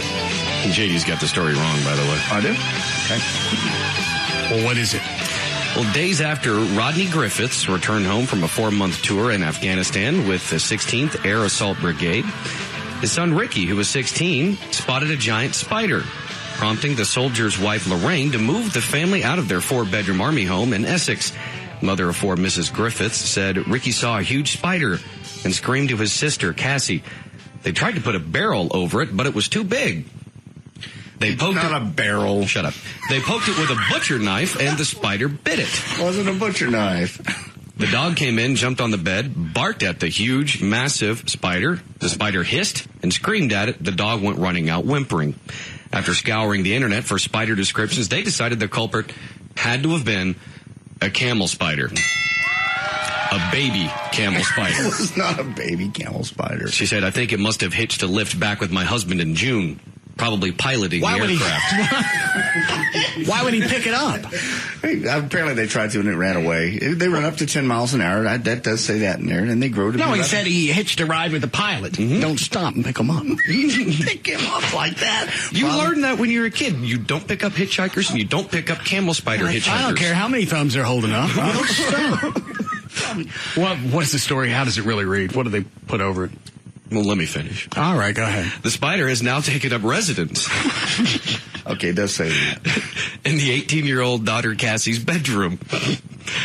Camel spiders, of course, well, we know what it is. So, the actual thing read, if you believe JD, they tried to put a pint glass over it. It was too big for a glass, and they poked it with a hanger. And they tried poking it with a coat hanger, and it bit the coat hanger. All right. All right, what? We've admitted they're large. They're not as big as you guys say they are. You poked something with a coat. What did it do? Did you do some kind hanger. Of take it away from them? Use some type of party balloon and hand it back? There's your coat hanger. No, just bent the hanger, and then it ran away. There's origami. Now they can't get it out of the house for whatever reason. I'm sure they'll get somebody in there to get it, but right now it's too large for the family to get. Exactly. Well, it's their and you always contended there weren't any camel spiders in Iraq. Over there, I'm just saying that my only experience is the people I've talked to that have been there, and they say I've seen the pictures. I've seen those pictures aren't realistic. The Army guy holding it up, it looks like they're 4 feet long, and they're not. They are large. I will give you that. They're probably the pictures we've seen, 5 or 6 inches. That's a giant spider. You got this spider that just took a coat hanger away from somebody and jabbed it back at them. It just bit the coat hanger. Didn't take it away. It's no big deal. If you have insects in your house that take away your belongings and scare the dog, it's a big deal. Why are you an expert on camel spiders? I'm not. Well, how do you know they're not 4 feet long? You sit over there with this air of seen the superiority. Pictures and the videos, and they are not that large. I've seen the pictures and the videos, and they are big. And we've had soldiers come back from Iraq that said, yeah, they are that big. And they drive buses. We know better than that. They don't really drive buses. Yes, they do. No. Spiders don't drive buses. Ice cream trucks. Yes, or ice cream trucks. No, they don't. But they're something that big can get a commercial license and a job. Yeah. Apparently, fly airplanes back from wherever they. Is that how this one got back? He got in the guy's suitcase, I'm sure, or his backpack or something, and hitched a ride. Probably crawled up in one of his boots that he was carrying home. It's run off a family of 4 out of their house. Well, certainly a large spider would ride. If a tarantula, I'd run out of my house if I couldn't control it or get it out of the house. So they're probably waiting for someone to kill it. They are large. They don't drive vehicles. They don't get licenses. Why can't they just throw a fogger in there? I mean, obviously it doesn't succumb to... Because he's probably got his own mask.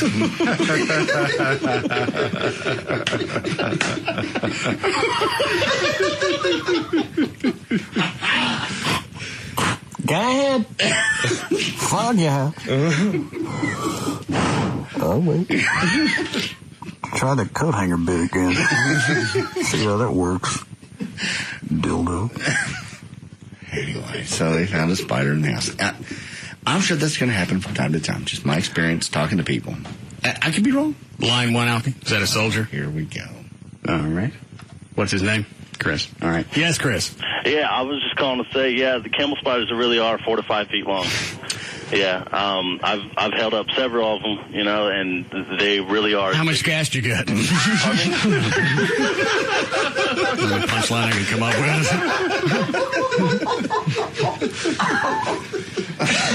That's big when you rob a camel spider. Yeah, they run all the convenience stores in Iraq. You can't go to a Quickie Mart or Dunkin' Donuts. Don't. Is it Biden that's going to be on tonight, Trey? I thought he was on last night. No, Hillary was on last night. Oh, yeah, I think it is Biden that addresses the convention tonight. Yeah, Biden and Clinton. Yeah. Oh, that's going to be written out for him. Nothing's going to happen. There's going to be no surprises from this convention. There's not going to be any surprises that come from the Republican convention next week, which I couldn't care less about that one as well. Oh, can't wait to hear Mark Davis when he's live from that. Oh, good God, we thought last week was spectacular. It's a continuation of the American process. Dude, this happens every 4 years. Shut the hell up. He's just so excited. Nobody else gets that wound up about it. The only reason we've covered any of it is there ain't nothing else on television, and there's not going to be until November. That's kind of a cool show. I did watch it last night just for the show factor, just to see all the people that are there. And by the way, why are they handing out Trojans at that thing? Do you see some of the women on the floor of the Democratic National Convention? Some of them are... I actually missed it. I heard Dan read the story earlier. I don't get why Trojan decided that was a good place to hand out rubbers. I think like any other big event, they're just setting up like you get, Red Bull set up at the NASCAR or whatever else. Anytime you get a large group of people like to promote their product.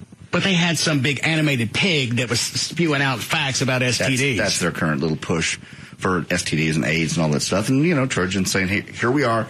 We got all these people gathered. Let's sell our product. That's all. And people quit sending me the email about Mythbusters tonight. I know it's on Discovery. I know tonight's the night they bust whether we went to the moon or not. Quit sending it. Well, I'm not going to waste the time to watch that. I would imagine probably they're going to tell us. I'll tell you how it ends. We went to the moon. No. Yes. No. Okay, we'll see what they come up with tonight. I don't care what they come up with. They come up with all kinds of evidence that say that we went. It's a TV show. I know, but which is exactly how we went to the moon. The TV show. They wouldn't call it Mythbusters if it wasn't a myth. Mythbusters, the fact busting the myth that we didn't go. That we went. Myth that we didn't go. Well, they'll come out one way. That's one thing about that show. They're normally pretty much balanced. They'll come out and tell you what they found, what they didn't find. I'll tell you what they found, a bunch of pictures. They didn't. Well, yeah, there's a lot of pictures, and there's a whole lot of, Why is it you'll believe pictures that we went to the moon, but we'll show you a camel spider driving a bus, and that one you're going to dispute? Because that's Photoshop. The moon was not. We went. We had to have gone. We didn't have to go. We might have gone in the 70s to buy ourselves some time, but one of the things John Kennedy threw out early in the decade, he said, by the end of this decade, we're going to the moon. Isn't it amazing? Where we go, 69? Mm-hmm. Right before the turn of the decade, we went. It took that How long. Amazing. They made it right before the deadline. Well, it took a long time to build the sets. No, it did not. To build the sets. They didn't have the budget for stars. They built the sets. How come we don't see stars in a picture of people on the moon? They explain I that. see stars from this planet. They explain Moon's that. closer to them. They explain that in the photography. Why is it I can take pictures in my backyard? I get pictures of stars. They go to the moon. They get nothing. Hold on. Somebody sent me this. I still think I still have it. Look here. Hold on. Where's the Mythbuster thing? I don't need to hear it. On the moon. Well, if you want to hear it, I've got it. No, I don't. Yeah, conspiracy theory. Did we go to the moon? No. Let's pull this one up. Where's the stars part? Hold on. No engine noise audible. Temperature contrast. The flag waves. No stars are visible. The Apollo astronauts all landed on the day side of the moon, and all the videos they shot from orbit were over the day side. So exposure settings were all for the daylight. Set your camera at 1/125 at f8, a setting typical of the slower films used in 1969. Aim it at a night sky and shoot the pictures. Tell me how many stars do you see? That's just an explanatory fiction. I mean, they already know the result. They have to come up with a story to justify. No, that makes total sense. I don't know anything about cameras, but exactly. Well, you don't know that the cameras that they took supposedly took to the moon weren't high speed. You don't know what they took. I don't have a clue. I just know I go in the backyard and I aim at the sky and I snap a shot. I'm going to see stars. I don't see any stars. Unless they didn't have them in the 60s. No, they had stars. You know very well. You're very good about photography. You know it's all about exposure. I don't know anything about photography. I know I go out on the automatic setting on the camera, point at the sky. I'll get pictures of stars. They took thousands of pictures On the moon. On the moon. And they got no pictures of stars. Because of the setting of the camera. That's all. It was all washed You don't know out. what the setting was. And then they say that. Why is it everything else showed up? The stars are very small, way far away, and all the light is absorbed. Where are they? Way far away. Okay. And all the light is absorbed by the things around you. The suit is white, and the ground is white, and you're close to the moon, and you're close to the stars. And I don't think we went either. Let's go, Dan. For more information on the Russ Martin Show, including pictures, videos, and stuff that's far, far, far, far away, go to russmartin.com. To answer any questions you may have about the show, go to russmartin.info. To email the show, and during the show only, just send that to studio@russmartin.com. And why haven't we gone back to the moon? Why is it going to be 2011 or when is it, Trey? 2014. 2014 before we can go back. We just changed our direction. It's because we don't know how. We most certainly do. We just changed our direction, changed what we wanted to do. We don't want to go back to the moon. Now we want to explore and build the space station. Why is it going to take over 40 years to go back to the moon? Because we quit trying. We didn't go. We quit trying. That's not what we wanted to do. And we will go back now, but we have to build different ships to do it. The space shuttles were built to do the space station. And now we're going to build Will new we ships. get pictures of stars this time? Well, possibly we have different cameras, but most likely not. Same sets. Other show websites, JohnDavidRyan.com, DanO'Malley.com, DJClo.net, TreyTrenholm.com, and for Chuck the Band Manager, ChuckWheat.com. Tell us where the stars are again. They're very far away. That's why you don't see them. To reach Everett Newton, the rock and roll attorney, call his office at 214-823-LAWS or his website, DallasAttorney.com. The official liquor store of the show is...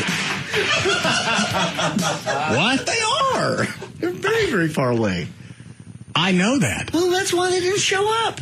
I could take pictures of them from my backyard. Well, and the moon's closer to the stars. I know, but there was the reflection in the contrast, and we didn't go. I know we didn't go. Hate all of you. Majestic Fine Wine and Spirits, their website, majesticliquors.com. The official airline of the show is Southwest Airlines. Their website, southwest.com. And the official photographer of the show is Jim March. His website, jimmarch.com. And the official site for Live 105.3 is live1053.com. All right, see you guys tomorrow. See you tomorrow. You can now listen to The Russ Martin Show anytime you want on the web at russmartin.info.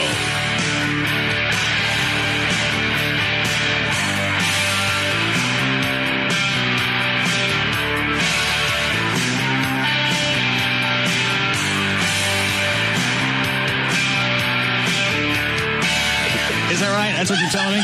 Yes. We didn't get pictures of the stars because we went to the moon during the day. Yes. That's what it said. We landed on the day side of the moon. So the contrast was the ground was too bright. Doesn't the moon rotate? Yes. All right. Well, we landed on the day side of the moon. What does that mean? Is there a day side of this planet? No. Yeah. Yeah. Oh, no, Dan, shut up. Where is it, John? It's where the sun is shining. Shut up.